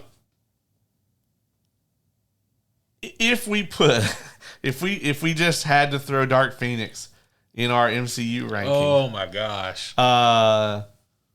Where do you think it would land? Like what number? Because in case people haven't seen it, we don't want to spoil it, but we can maybe tell them what's right around there. It would go. It's definitely after 40 to me. Oh, for sure. Yeah. I gotta be honest. What was Iron Fist? 49? Yeah. Iron Fist ended up. Where's my goddamn? Yeah, Iron Fist was low as fuck. Yeah, I think Iron Fist ended up 49. I have the picture of the actual list somewhere. It's out in the car, but I ain't going out there. Yeah, I think Iron Fist is 49. Yeah, I would put it right after Iron Fist, I think. So 48 or 50? 50. Okay. Yeah. What kind of a hell do you have to be in? Iron Fist was 48. 48, okay. So, yeah, I actually take that back. I'm going to put it after Iron Man 3, but before She-Hulk. Yeah, so like 49, so, yeah. 50 actually. Gotcha, man. So I was right about the positioning, just not where Iron Fist was at. What kind of a hell do you have to be in, like when Satan asks you, all right, so you've been tortured enough. We got movie day and it's your pick. You get to choose between. We can either watch some She-Hulk, watch some Iron Man 3, or some X-Men Dark Phoenix. Is it bad that I'm watching Iron Man 3? I never thought I'd hear you say those words. Well, do I have to watch? Because like, there's so much She-Hulk. That's like if true. I got to sit through 8 hours of She-Hulk. Like if I can watch the Daredevil episode or the finale. And no, those are excluded from the. Yeah, I was gonna say if I can watch those, then I'll watch those before fucking Iron Man 3 any day. Actually, I hate the finale. But if I gotta watch the whole show, the Kevin Robot's funny to me. Like that shit's hilarious to me. I know you were probably by that point. You probably were. I was checked out. You had the gun loaded. Yeah. It was in your mouth. I mean, Jesus. Yeah. That's a special kind of hell. Yeah. It's like it would be so low if we had to rank Dark Phoenix in with the MCU movies. Yeah, it would be. It's a special kind of terrible. Yeah, because like it's hard for me to think of like what that movie does good. Yeah, I mean, at least Apocalypse had Dazzler, which I used to fool you in the questions game. You did use that to fool me. And then Taylor Swift wasn't even in the movie. No. Neither was the Dazzler. Neither was Dazzler, yeah. And they went on to reveal that they never had any intent of doing that, and they leaked it to the internet just to fuck with us. Which is even funnier to me. It is. Was Dazzler in Apocalypse or Dark Phoenix? She was in Dark Phoenix, wasn't she? No, I think Dazzler's in Apocalypse. Okay. Is it Dark Phoenix? I thought it was Dark Phoenix. Maybe it is. Yeah. Maybe it is. Yeah. I've tried to forget Dark Phoenix. I understand completely. Because even Fassbender and McAvoy are terrible in that somehow. There is a reason why I will watch Dark Phoenix. I get to see Mystique just get murked. Yeah, that's the best part of that whole movie. Yeah. When she dies. That's it. Yeah, like, hey. That end scene on the train, there's a couple of cool Nightcrawler. That is true. Yeah. But yeah, it's not worth the journey. So Days of Future Past. Oh yeah. We're back here again. We were talking about splitting it in two movies, and then that's right. That derailed the shit out of us. It did. That would have been a cool move though if they had done that, and it would have delayed the other bullshit we got. You know, I like that. Yeah, right.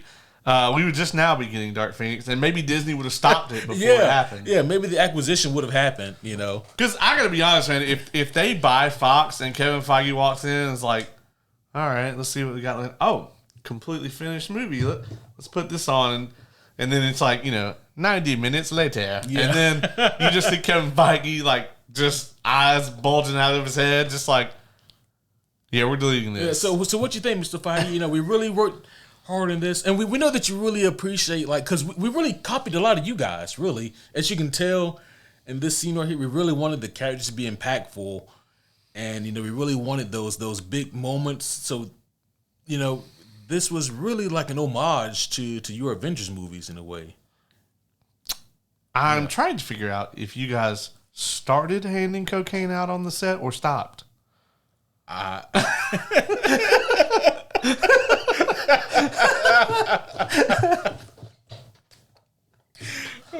shit! Because Fassbender seems to be tweaking. Yeah. By that point, and I promise we're going to talk about Days of Future Past some more. But by that point in the franchise, I was tired of seeing Magneto semi-retired and then coming out of retirement to do the thing again. The thing about that movie is. They actually did a whole Genosha thing. Yeah. But it was god awful and they were there for 10 minutes. Yeah. It was just Magneto in a trash heap with a bunch of people, like a treehouse. It was a treehouse. A big ass treehouse. Yeah, it was Magneto fun times in a treehouse. But yeah, if Marvel never wants to touch the Dark Phoenix again, that's cool with me. The thing about it is, it's such an incredible story. Yeah.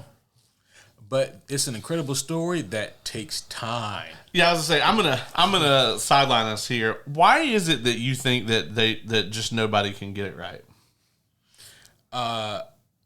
They want it now. That's what I think it is, and it takes time to tell that story. I mean, it's an incredible story, but so. Just kind of paint the picture for you guys here. I have an omnibus. It's called the Dark Phoenix Saga. And what that is it is a collection of individual comic books that together tell the story of the Dark Phoenix. And it's a whole omnibus. And it's separate from like the other Uncanny X-Men omnis, right? So like it is issues taken from those books compiled to make just one book telling this one grand story.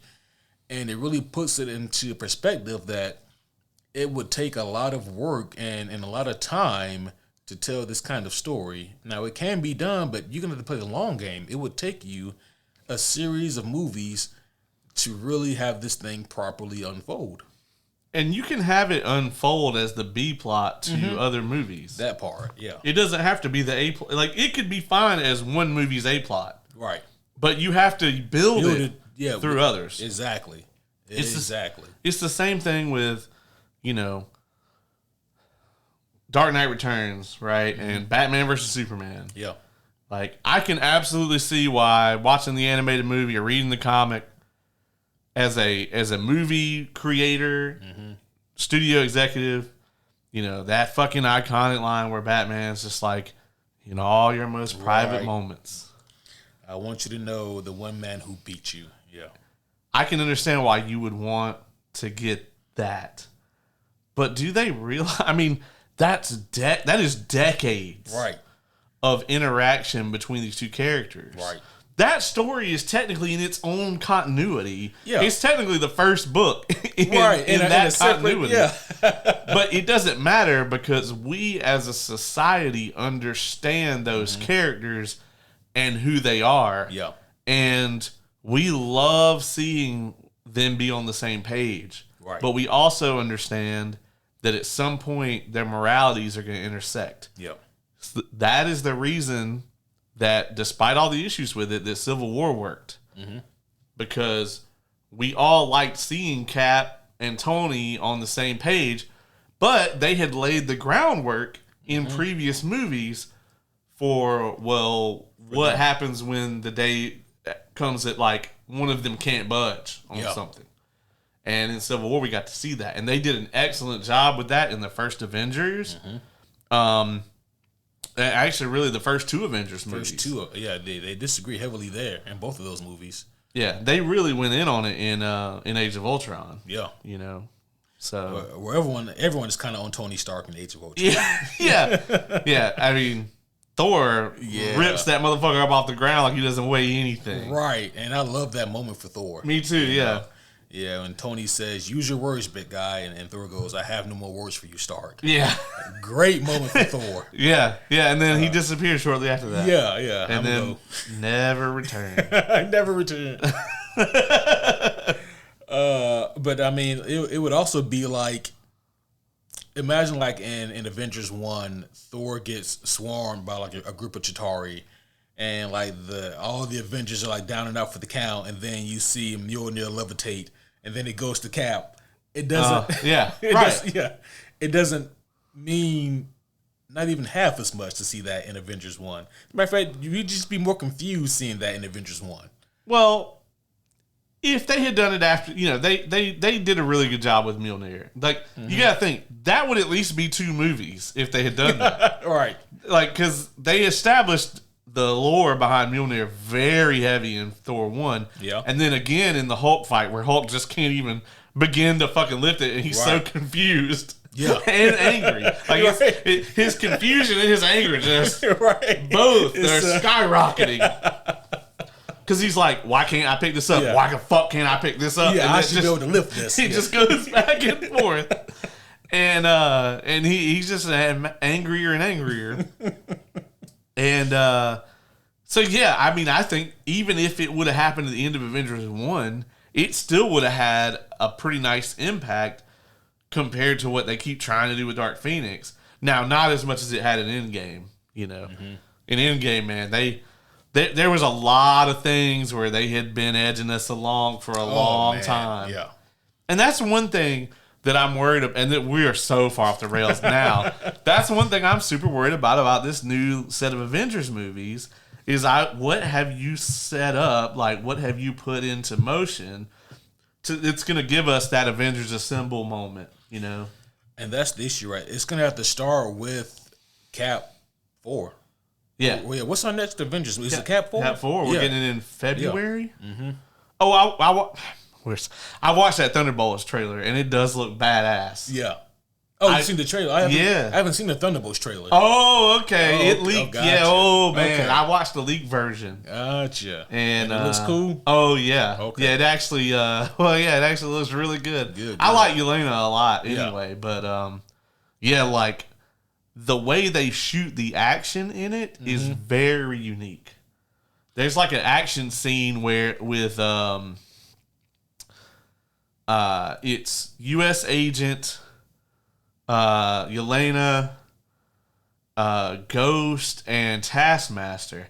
And obviously from the trailer, I can't tell whether they did anything about the character integrity of Taskmaster. Right, yeah. But the fucking action scene looks incredible. Like, there's this part where Yelena throws like a knife at U.S. agent, and he catches it in one motion, throws it back at her, and like she dodges it, and Ghost is like running up, and of course the knife phases through Ghost, and Yelena like turns around, and then Ghost runs through her as well, and like knocks the dog shit out of U.S. agent. Like the whole thing looked really cool. Yeah. What the fuck has Ghost been up to in the past 10 years? I don't know what Ghost was doing in the movie that Ghost was in.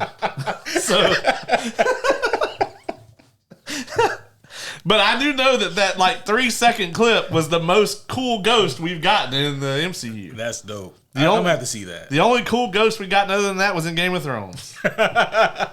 Oh man! And for a while, I was kind of hoping that was the case. They just got the wolf. Got the wolf. Yeah, because if you would put a direwolf in the movie, I'm down. I'm good. Yeah, fuck yeah. Have you seen that Daredevil Born Again trailer yet? No, I'm waiting for the official. Okay, I can't do it. I can't. Yeah. But I was like just scrolling along. And it was like, oh yeah, the Thunderbolts footage looks really good. You can click here, and I was like, I mean, they can't hurt it. Click. That's true. And then I was like, okay, yeah, okay. I want to know if Ross is going to be in it, but okay. Again, he has to, right? He has to be.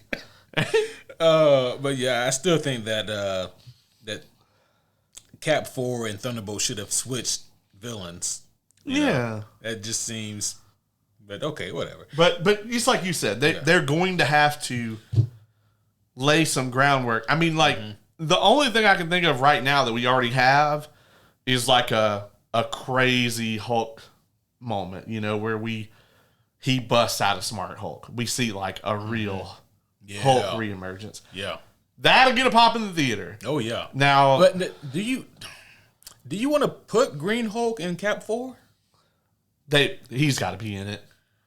Do you think that steals any thunder from Cap? Because then people are just going to be looking for the fight, Oh, yeah. I 100% think that the last fight is going to be Cap and Hulk versus Red Hulk. Maybe Cap and Hulk versus Red Hulk versus Sidewinder. Because I don't think Sidewinder is going to be on a team with Red Hulk. I think he might be the reason Red Hulk is there. But I think Sidewinder's trying to kill them all. Like, I think Sidewinder's like, the only way we're going to get rid of the Hulk is with another Hulk.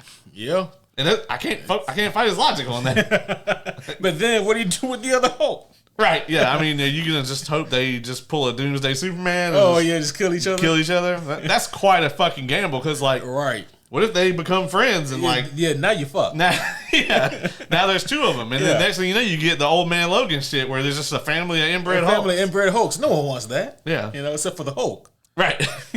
I don't even know if Ruffalo's Hulk wants that. Hopefully not, Yeah. But Days of Future Past. Days of Future Past, man. So... Maybe Wolverine will be in Captain America. Wolverine's just going to pop open all over them now. And then Deadpool's going to be right behind them till you're 90. Days of Future Past, man. Like, this movie, again, for those of you who weren't there in 2014, this was the shit.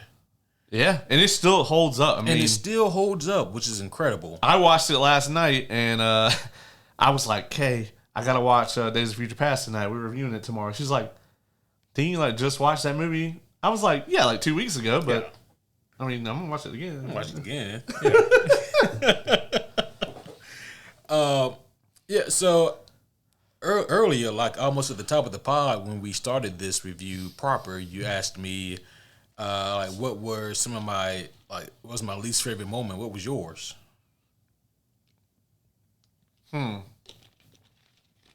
Least favorite moment. It's probably the Mystique infiltrates the X Mansion. Not with her Mystique powers, but with Beast being a fucking moron. Yeah. Like, He's always had a weird soft spot for her in these movies. Yeah, and don't get me wrong, it tracks with the first movie. Like, he was really into her, whatever. And she's really into him. It's not like it's not reciprocated. But, man, there's just... It's problematic, right? Like, it just further undermines his character. Yeah. You know, that he wouldn't even be slightly suspicious of, like... Charles was just in Cerebro trying to convince her at the airport. And she's like, I got to shut this fucking machine down or he's going to know everything I do. Yep. And so she shows up to shut your fucking Cerebro down. He doesn't question it at all. He's just like, look at them titties. Right. Come here, girl. And yeah, I mean, I don't know. And that's just me having to try to pick something out. Also, like, kind of that extended sequence with the Vietnamese guy. None of this is stuff that I'm like, oh, this is awful. But it's just like, I could do without it, you know? Yeah. It's hard to pick a low point in this movie because it has so many high points. Right. And again, like, the pacing really lends itself to the movie because, like, even, like, the little things that you can nitpick at, like, the pacing with the action and then with just the character work is so high intense that, like, all the little nitpick stuff can get swept under the rug. Yeah. You know? Magneto in the third act is so perfect. Yeah. Because, like... It's like, y'all should have seen this coming. He didn't have to pick that stadium up. He didn't. He's dramatic as shit. You know what I mean? He's always trying to make an entrance. Yes. And I love how even at the end when he's beaten, you know, he looks to Charles and he's like, hey... you know I'm as good as dead if you let him have me. And even though he's just been a massive douche nozzle, right? Charles lets him go because he knows, like, he doesn't want to, you know, he knows they're going to give him the fucking trash to be experimented on. Oh, yeah, it won't be like just an execution. No. He's gonna, they're going to torture him. Yeah. So, I love that aspect of it. And as we've talked about a lot, it's really hard to nail a third act. They did it here. They had all that. The best action is it here at the end. And I think that the way that they actually go about Mystique choosing not to kill them is actually like a really pivotal, cool moment. How we get there may not be my favorite thing in the world, like, you know, but I do think the moment plays super well in the movie.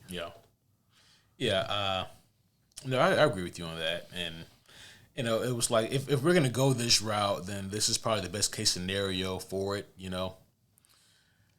Yeah, after watching this movie, because I rewatched the movie, like, shortly after I reread the comic book. And, you know, I read just, like, one or two, like, some of the side stories that they have for Days of Future Past, and it got me thinking. So, I don't know if Marvel tries to go back to that well and do their own version of Days of Future Past again. Question number one, would you be interested in seeing them try something like that? Oh, man, they need to wait a long time, right? I mean, I feel like they need to wait till at least like 2030 to try something like that. Yeah. Because not only do you have the fact that, like, time travel was just used as a huge part of Endgame, right? Yeah. And it's hard to top that, right? And also, if there's like they have to build up a Kitty Pryde, you know? I definitely would love to see Marvel actually use Kitty. Yeah. Like, you make a Kitty Pryde character a pillar of your X-Men franchise because you know you want to do this story. Yeah. And you plan ahead, I want to eventually be able to do this. And you lay the building blocks for it.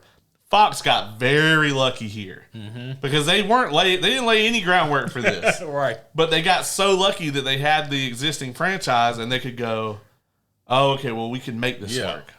And there's a few things where it's, don't think about it, Morty, like you mentioned earlier with like Sabretooth or whatever, but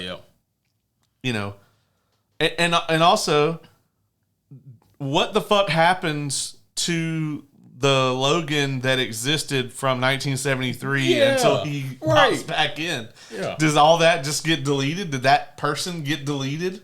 And see, that's the thing, right? So we see Stryker, Mystique, whoever, pull Logan out. Stryker. Yeah.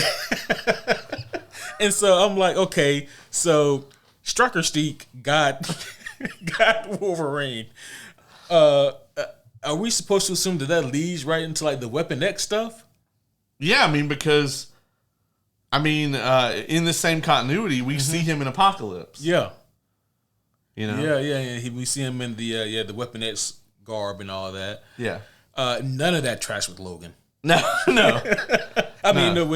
With X-Men Origins Wolverine, none of that tracks. Oh no, it doesn't track with that either. Well, I guess because what happens in 1973, like it erased that timeline because now that's also why we don't have the Deadpool with the mouth shut. Yeah, because none of that shit ever happened. Well, I thought it's because Deadpool went back in time and shot Ryan Reynolds. Oh no, that they didn't do that until later. Oh, okay, Deadpool 2. Yeah. Because this was the original, like we fixed the X-Men timeline. That's true. No. He shot Ryan Reynolds to keep him from doing Green Lantern. But then he also went back and shot Mouthless Deadpool. Mouthless Deadpool. Yeah. But yeah, I love the ending to this. Yeah. It kind of fixed everything, right? Man, it was. Had they ended it here, I think it would have been a perfect ending. Like, if they couldn't, if it's either we get what we got or they end it here, I would have liked for them to end it there. Well, obviously, like this is where they were done creatively, right? I mean, all the people who had traditionally been attached to this franchise, except for what's his name that did Dark Phoenix. Simon Kinberg. Yeah. Everybody except Kinberg was like, all right, we're out. Yeah. We made fucking 5 of these and a bunch of spinoffs. Like, right. Yeah. If we just could have skipped from this to Logan. Yeah. Oh, perfect. But, they were like, well, we got to keep making X-Men. Days of Future Past made all this money, you know, and then, Deadpool made all this money. Right. What's another famous X-Men story we can use? What about Apocalypse? And let's not forget at all that despite Deadpool making more money than all their motherfucking X-Men films, they weren't going to do it. Yeah. Not only were they not going to do it, when Ryan Reynolds had to leak the fucking footage to the internet. Allegedly. Yeah. To cause enough uproar to where they felt like they were forced to do it. They then gave the Deadpool movie the shittiest, most lackluster budget. It had a shoestring budget, dog. There are literally episodes of Rings of Power that cost more than Deadpool 1. There are episodes of She-Hulk that probably had a better budget. You can't tell, but yeah. Yeah, you can't tell. But to the point where the scene at the end of Deadpool 1 where he leaves his guns in the car is literally because they didn't have the money to do the scene. Right. They couldn't afford to shoot that shit. Yeah. So, they made that movie with fucking popsicle sticks and bubblegum. Right. And I forget which portion, but there was something that Ryan Reynolds actually paid for out of pocket. And not only that, but Fox didn't want to do a whole lot of promotion for the movie either. No. And so Ryan Reynolds, he stole one of the Deadpool suits. And did a bunch of his own promotions. And if you guys remember, most of the promotion you saw for Deadpool 1 was online marketing. And that was Ryan Reynolds with the camera guy. Yeah. Shooting shit. And a lot, he actually went to like a couple of talk show, like daytime talk shows and shit as Deadpool, like in the suit. Yeah. Yeah.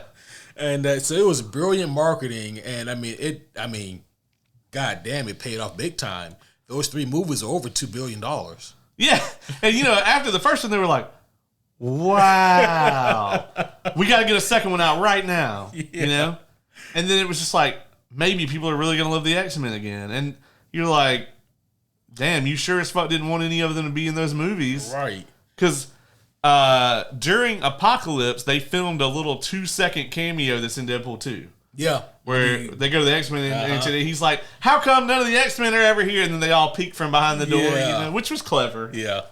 But, yeah, I mean, it was very clear that creatively they had nothing at that point. But it was obvious. I agree with you, man. If they'd have just called it right here, like this ending, like let that wrap up the X-Men franchise, go do your Deadpool and Logan stuff. Yeah. It would have been such a better time because it's clear they didn't have anything. And honestly, the 2 end credit scenes on this, the one is cool where we see that they've put Trask in the prison that Magneto was in, which I'm like, why? Why'd you put him in there? Why'd you put him in there? I mean, it's funny. Yeah, you can put him in like a normal prison. Yeah, he's just a little guy. He can't. He's a fucking level 3 halfling scientist. Like, I don't know what the fuck.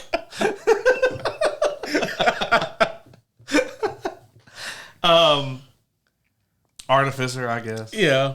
Okay, put him in there. Whatever. I mean, don't give him any robotics, I guess. We should have known Apocalypse was going to be bad based on this after credit scene, right? Because the CGI was god awful. But you know what though? The movie was so Days of Future Past was so good. That experience was so pure and good. Yeah. And then Apocalypse, such a great idea, such a great villain. I think subconsciously I was able to put aside how awful. Yeah, me too. Because I remember being so hyped. Yeah. Because, as soon as you figure out they're in ancient Egypt, it's the same thing that happened with 97, right? Where you're immediately just like, oh, fuck, there's only one reason to be here. Right. You know? And then, you didn't think anything of it when you see him just fucking warping this pyramid together. And then you learn that, oh, no. Oh, no. Yeah. Oh man. Yeah, because Days of Future Past was 2014, Apocalypse was 2016, Dark Phoenix was 19. And you got to think by the time Apocalypse comes out, we already have Age of Ultron. Yep. And we're getting Civil War. Yep. And then we're getting Infinity War by the time fucking Dark Phoenix comes out. Endgame. Oh, yeah. Infinity War is already out. Yeah. Endgame coming out. Fucking Christ. Yeah, it's great, right? Because, Fox is like, well, we may be going up, but we're going out with a bang. We got something that can compete with this Endgame shit. Check this out. Dark Phoenix. Starring Sansa Stark. That movie, I hate to go back to Dark Phoenix, but that movie had one of the worst uses of the F-bomb that I've ever seen. You remember that? I don't remember the F-bomb in it. It was a scene when, what's her name? The villain in the movie. The weird alien chick? Yeah, played by redhead that looks like the other redhead. Oh, it's literally both of their names just blanked out for me. Right, me too. Because you asked me about it. But if you hadn't asked me about it, I would be able to tell you in a heartbeat. Fuck, man. This shit is crazy. Yeah, I have to go. What the fuck was her name? Oh, man. Jessica Chastain. Jessica Chastain, thank you. Yes. Yeah, I was actually going to the Jurassic World cast page because I knew if my brain could remember Bryce Dallas Howard, you remember then Jessica Chastain. I would remember Jessica Chastain because Bryce Dallas Howard's dad actually mistaked Jessica Chastain for her. That's how much they look alike. That's hilarious. Yeah. And especially when they were both very skinny. Obviously you can pick out thick mommy Bryce Dallas Howard now. I like thick mommy Bryce Dallas. Call me girl. Hey. I got you. Yeah. Yeah. I do whatever house chores you want. Hey, yeah, I got it. Shit. Yeah. But there was a scene in Dark Phoenix, I believe it was when her character, Jessica Chastain's character, was doing something nefarious. I honestly forgot she was in this, and I bet she could too. Yeah. She was doing something nefarious with good old Sansa Stark, Jean Grey. And Cyclops steps up and he says something like, if you touch her, I'll fucking kill you. And I was like, the fuck did this come from? it was just the most, and again, like most of those new X-Men, and by that time, they all just look like dorks. They really do. And so like I couldn't take it seriously, so it just made me laugh. Yeah. By Apocalypse, like only Xavier and Magneto are good. Yeah. I hated their new Storm that they got. Alexandra Ship. Yeah. There were so many problems with it, and then by Dark Phoenix, like nobody's good. You know, you just don't care at that point. Yeah, I don't think they. And again, going back to Apocalypse, man, like it's like on one hand, yeah, it's cool to get Archangel, but fuck, at what cost? Yeah, like the actual Angel we got in X3 was way better than this. Yeah, you know? yeah. You remember when everybody thought that like X3 was like the worst X-Men movie we could get? And if you go back and look at it now, by comparison, X3 is just mid. You know, they make a bunch of quick decisions and like not everything makes a whole lot of sense, but fucking Magneto sure as fuck picks up the Golden Gate Bridge with his mind with a bunch of fucking mutants on it, uses that shit to make a bridge to an island, and they have a big ass battle. Yeah. Well, in Dark Phoenix, they fight on the train. You know, they said that they had to like cut that whole thing because of... They had to do reshoots to add it because the movie had nothing else. Yeah. Yeah. And then, like, guys, you can go back 5 years and listen to our review. I pointed something out that I still haven't heard anyone else talk about, and I need answers now. That train scene, the fight scene on the train, was done as a reshoot. Like, they added that in. And during the review, I said, Kevin, did you notice the fucking armbands that the bad guys were wearing? It was the Mutant Control Unit, and it was MCU. Yeah. And I was like, is no one else going to talk about this shit? Yeah. Right. I do remember that, both that being in the movie and you talking about it on the review. Damn, I like had something and it just like... Oh, I understand that. Dang, man. Like, it just vaporized. Yeah, it just means someone needed that idea more than you at the moment. Yeah, clearly. Clearly they did because that... I was to say, I was reading the other day about, James Gunn just wrapped Principal Photography, that's a tongue twister, on Superman Legacy. Yeah. Did you know that his last 3 movies combined have only had 1 day worth of reshoots? I read that, and I was like, that's incredible. Yeah. And he was just like, yeah, you just hire competent people and like have your script before you start shooting the movie, because apparently I was reading about who was the interview with somebody does shit with a bunch of Marvel stuff. I'm trying to remember who it was. It might have been Colby Smulders. And kind of what they were talking about is like a lot of times Marvel doesn't even have their script done when they start shooting. Oh, Jesus. Yeah, apparently like they'll have like their outline and they have the big action set pieces. And because there's so many effects on those, they actually will go ahead and shoot those first. And the script's not even completely done. Fucking hell. And they'll go ahead and start shooting those big set pieces so they can go ahead and start working on the effects and everything. Yeah, that sounds like that was during the Victoria Alonso era of Marvel. I'm so glad that they're gone. Yeah, same. I forget what I was watching. I think it might have been Secret Invasion. And like the credits started rolling. It was just like executive producer Victoria Alonso. And I was like, yeah. Her name is also on Thor, Love and Thunder, and Ant-Man Quantumania. Don't let the door hit you on the way out, bitch. Yeah, so I think I do agree with you though about how Marvel should probably wait to revisit Days of Future Past. However, I think in lieu of the success of 97, they are going to want to do some future stuff. And that it may not mean Bastion. I would love to see a live action Bastion. God. But it could mean Nimrod as well. I think what I would love to see in a I would actually really love to see like like have them make this an MCU wide event. Oh yeah. Like you have an X-Men movie that's like an Avengers level event, and like the Avengers are in it too.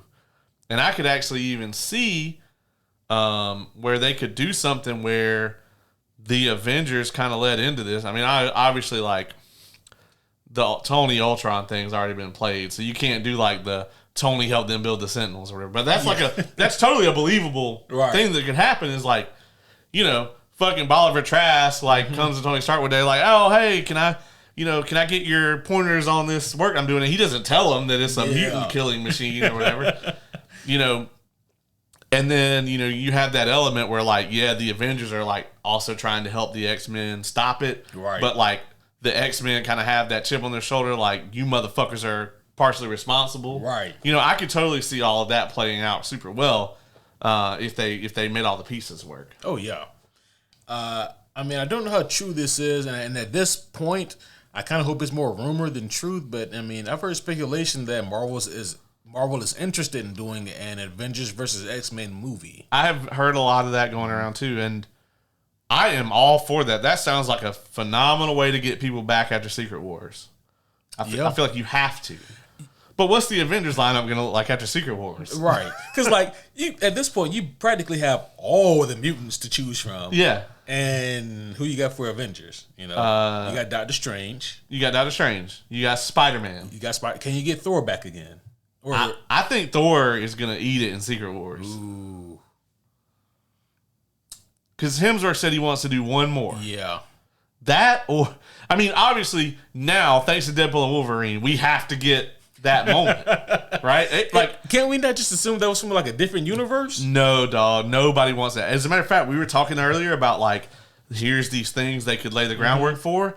Other than like a Hulk resurgence, that's what we got, dude. Everyone wants to know why Thor was crying in that scene, man. They made that a thing that they have to fulfill now. They absolutely have to.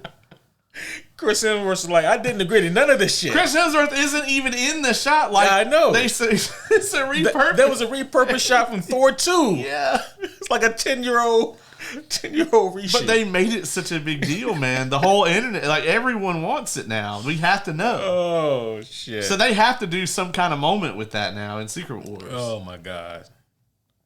Or what if they gave Deadpool the Chris Evans treatment and you see the hammer levitate? Oh, God. If they do that, like, they have to do something where, like, it levitates or whatever, and he, like, holds his hand and it flies past him. Right. And there's, like, somebody behind him, you know. It's Peter. Right. Oh, shit. Yeah. Has Spider-Man ever picked up Mjolnir in the comics? I don't believe he has. No.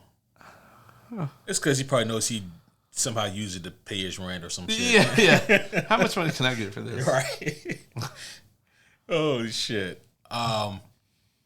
Yeah, so an Avengers versus X-Men movie, it could be interesting, but it would have to mean something. They'd have to do a lot, because, like, Hulk, Shang-Chi, Spider-Man, Kate Bishop, Hawkeye, maybe. Sam Wilson. Yeah, I mean, you got Cap, Sam Wilson, Cap. They're adding another Falcon. I don't know how I feel about this guy. I never cared for Falcon number 2. Yeah.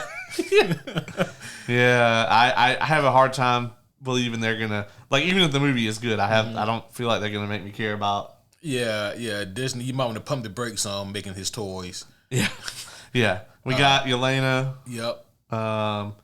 You know, it's not a horrible team. It's not the A squad. It's a hodgepodge for damn sure. Yeah. Well, yeah, and like you said, we got Doctor Strange on there. Yeah. Scarlet Witch is out there. Which team is she on? Yeah, well, right. Yeah, there's that question. Then the question of where's her mental stability? Oh yeah, that's true. You know?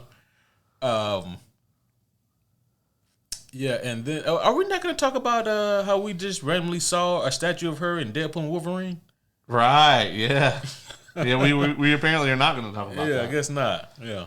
I mean, she's probably renowned across the multiverse. Yeah. That bitch killed Reed Richards in like 2 seconds. No one else could do that fast. Yeah.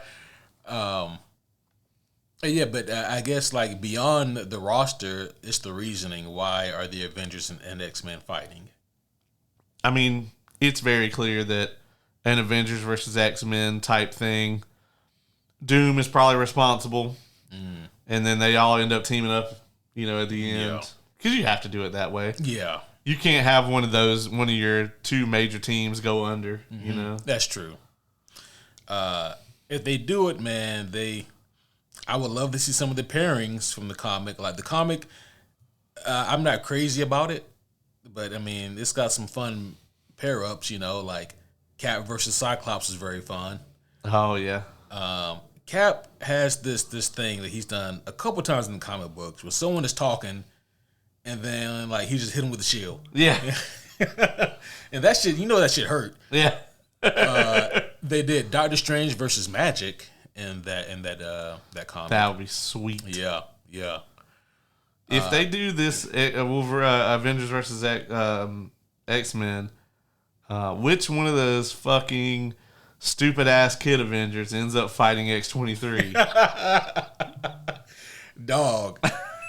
Oh, it better wrecked. be Kamala, because anybody else is gonna die real fast. Trying to think, like, I don't know. If it ain't Miss Marvel, like they did this shit. Yeah, because I love Kate Bishop, but she gonna die. Yeah, I mean, yeah, like listen, I get it, right? Kate is all range and X-23 is all close distance, but as soon as that distance closes, it's over with. Yeah. Yeah. No, you getting rickety wrecked. Well, I guess they could T'Challa's kid. See, the problem is T'Challa only has one cool kid, and that's Azuri. That's the child he has with Storm, and this kid ain't it.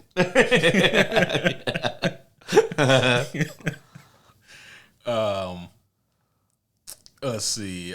There's some cool parallels they could do. Scarlet Witch versus Jean Grey. Or do you come up with a good reason? And they'd have to play this super well. Do you put X-23 on the Avengers? And you put her in a scenario where she has to fight Wolverine. Oh shit. And you'd have Logan holding back. He's like, I'm not going to fight you. Well, let's just go full fever dream and it's Calverine. Oh my God. I want some more Calverine, goddammit. We all do. Oh, we all fucking do. That should be the Wolverine in Secret Wars. Oh. Put Hugh in Doomsday. Yeah. And then put the Calverine in Secret Wars, goddammit. I would love that. Everybody wants more Calverine. Right. Like my favorite Wolverine characters in order are Wolverine, X-23, and the Cavalry. And then it's a steep drop off from there. Oh shit. Man, let's go ahead and wrap up here on Days of Future Past since we have gone off the deep end again. We have. What a tremendous movie. What a just hallmark of not only the X-Men comics, but of the X-Men movies. As I said earlier at the start of this is easily my favorite movie with the words X-Men in the title. Agreed. I actually would say that I definitely like it better than all of them except for Logan. It's about on par with Logan for me. Mm-hmm. And I'm not sure if I like it more than Deadpool and Wolverine or not. I definitely like it. Deadpool and Wolverine is so hard to judge because it is so meta. It's so meta, and it's such its own thing. Right. Speaking of which, I always assumed that this shot was it inspired that scene in Deadpool and Wolverine, the tombstone shot. Yes, where they're walking through that field. Yeah, it's badass.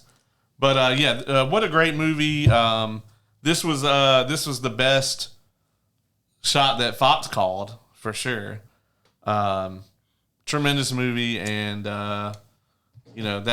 that's it. Like, we never got another good X-Men movie, with the word X-Men in it. So, did Simon Kinberg? Did he write this? Simon Kinberg worked on a fuck ton of these movies. He did. Yeah. Which is why we were all like, "Oh, okay, well, when he's going to direct one, that's fucking cool, right?" it's like how, because I'm pretty sure I saw that he has like a bunch of or writing credits for Days of Future Past. He wrote. Yeah, he did. He wrote The Last Stand. Ooh, yeah. And Jumper. I didn't know about Okay. that. He was a producer on First Class, but did not write it. Mm-hmm. He was a producer on Elysium, but did not write it, clearly. He wrote and produced on Days of Future Past. Right. Oh, God. Okay. Well, that explains it all, actually. Do you know what I just saw? What? Check out the top there. Oh, no. Oh, no. He wrote Fanforstic and produced it. The Josh Trank, awful as fuck Fantastic Four movie that is worse than Dark Phoenix, even. And then he came back and said, let me try again, and wrote and produced Apocalypse. Yeah. And then he wrote, produced, and directed Dark Phoenix. Yeah. Oh, no. Yeah. What's the 355? Have you heard of that? I have not, no. Okay. But he was a producer on Deadpool, The Martian, which is one of my favorite movies of all time, Logan. Apparently, he's a Deadpool 2. tremendous producer. Yeah. He just shouldn't be allowed to do anything. He actually was the executive producer on Deadpool and Wolverine. Wow. Yeah, I'm like, y'all let this motherfucker near a movie? He's like, do you guys want me to write treatment? No. We just wouldn't want to, we wouldn't want to put you through that. We wouldn't have asked that of you. Well, if you don't have a director in mind, I would love. No. We actually already, Ryan specifically wanted Sean Levy. We just need to go with him. I got you. On the next one then, right? Yeah. We'll see how it goes. Okay. Like if this one just tanks, we'll talk. Okay. Well, you got my number still? Yeah, we got it. Yeah. Okay, I'm gonna give it to you again. Just Well, it's a company phone. We can look it up. okay. Oh man. Apparently, you just want this guy on set, but he can't do anything. He's a good luck charm until he starts working. Yeah, then you're fucked. How does the person who writes this movie sit down? Yeah, that's what I said. Oh, okay. Sit down with Dark Phoenix and go, this is fine. Bruh. That shit is crazy. Yeah. That shit's wild. Oh, maybe something happened to him. Maybe he was in an accident. Oh, or I got had a really traumatic thing happen. Right. He went to that place where they have those tiny fish that can swim up your pee hole. Oh, dog, like from the rundown? From the Amazon or whatever. Yeah. Those are real. Those are a real thing. That's horrific. Yeah. Jesus, I hope he didn't do that. Yeah, I'm just saying, maybe something happened to him. I don't know, but what I do know is, Mr. Kinberg, I appreciate all of your positive contributions to the comic book community. Because of your efforts in some way, shape, or capacity, you have given us or helped give us some really, really good comic book movies. Days of Future Past being one of them. Bryan Singer, you may be a piece of shit, but you directed the hell out of this movie. Yeah. We think both of you are cooler than Greg Berlanti. So it's Kevin's birthday. I gotta shit on. You gotta shit. Yeah, you gotta shit on Greg Berlanti. Gotta do it for Kevin. And also, fuck John Peters. Also for Kevin. Yeah. And for us. Yeah. I was gonna say also for us. Yeah. He's a real piece of shit. Right. But Days of Future Past is just a tremendous movie, man. And again, I had a blast watching this, going back down memory lane. I remember actually watching the Wolverine and getting the post-credit scene there at the end and being super hyped for what's to come. And then Days of Future Past just delivered upon that. Where we got the yellow and blue suit, and then we wouldn't actually get to see it for another decade. Yeah, I mean, the suit still fits. Hey, yeah. Old brown and tan. It just pisses me off that he looks so badass in it. I know, in both of them, right? And all this time, Fox was just like, "Yeah, we don't want to put him in the suit." I know that would look ridiculous. When he pulled that cowl over, I think everyone collectively went through puberty again. Yes, we were all just like, he looks so badass. And that's so fucking cool. But yeah, fucking Vegeta just probably, it's so cool. Yeah. Like, did they ever even put him in the suit, just to see? No. You know they didn't. He put that shit on, and he looked fucking terrifying. Badass. Yeah. Oh, it looked so badass.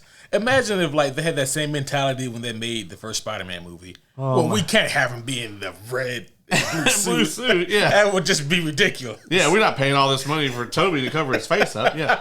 But, I mean, it's horrifying to see motherfucking Hugh Jackman running at you with the fucking claws out. Right. But to see this fucking thing come at you, you don't know what it is until you're dead before you know what it is. Oh, yeah. Facts. Well, with that being said, we have a shit ton of episodes planned. Umbrella Academy, are we doing that next? Oh, yeah, it's only 6 episodes, right? So, yeah. Yeah, okay. Well, I should start that. Oh, you haven't started yet? No. Okay.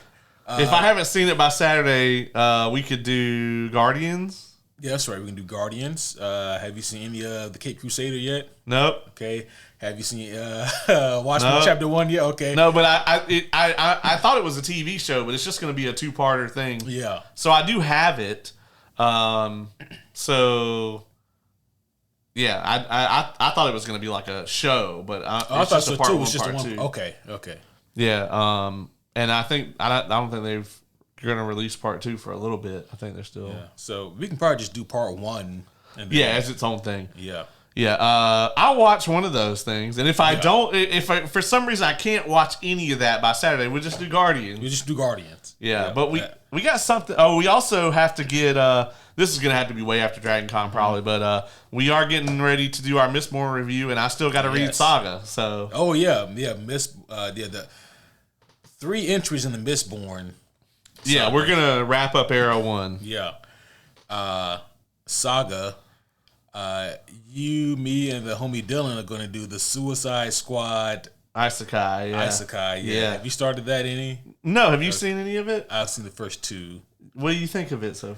It's very anime. Oh, no. In a good way or a bad way, or just for better or worse? It took me off guard at first. And by episode 2... I'm like, okay, I've kind of settled into what this is going to be. I'm expecting anime shenanigans, so. A ton of it. Ton of it. Yeah. More than Agent Paper? It's up there with Agent Agent Paper. Same? Yeah. Okay. Yeah. About the same. Yeah. Well, Dylan likes it, so, you know. Yeah, you know.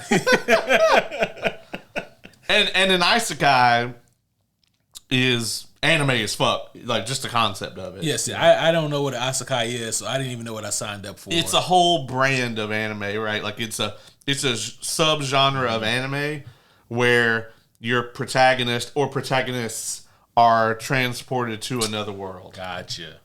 That makes sense because like after I saw the first 2 episodes, I told Dylan, I said, man, this feels like watching an anime D&D campaign with a Suicide Squad skin. That's about what I'm expecting, actually. Yeah, that's what it is. Oh, okay. Well. It's interesting. I'm not gonna say it's bad, but it's interesting, to say the least. We got all of that and a bunch more coming down the pipeline. I mean, hell, our review of Dragon Con itself. Yes. So, homies, for those of you who are going to be at Dragon Con, look for us because we'll be there. Yeah, I mean, we're going to be there. Come up and say hey, slowly. Yeah. Approach with caution. Yeah, approach with caution. And alcohol, preferably. Yes. Yeah, if you... I'm actually not going to take a random drink unsealed from any of you. But if you got a sealed Dragon's Nectar from the Monk's Meadery, hey, come on, not a sponsor, but they could be. We'll put you over. Yeah. Then by all means, bring some of that shit. You got some Imperial Dragon from them. You bring that shit over. Oh yeah. But I mean, we're gonna get as much of this done before Dragon Con as we can, and then we're gonna have some time off. And then we're going to come back and review that shit, and we're going to keep on rolling right into Kraven or Venom 3, whichever one drives us into alcoholism first. And also got Joker 2. When does that come? October? I've actually actively been trying to forget about that. I am going to the beach in October. I really hope it coincides with that release. Right now, before we sign off, last thing. Yep. Just off the top of your head, do you think Joker 2 or Venom 3 will be worse? Venom 3 would be worse. Yeah, same. Okay. Yeah. All right, folks. Well, that's gonna be all for this one, homies. We hope you guys enjoyed this this blast from the past, the days of future past. Days of future past. Yeah. This has been a blast, though. Hopefully, you guys enjoyed this. We have had a great time here, looking back at this fantastic story, this fantastic movie. Highly recommend it if you guys haven't seen it in a while. Some of you may not have seen it, period. Check it out. It's fantastic. But that's going to be all for now. We'll see you guys again in just a few days. So until then, my name is Superhero Homie Q. And I'm Superhero Homie Caleb.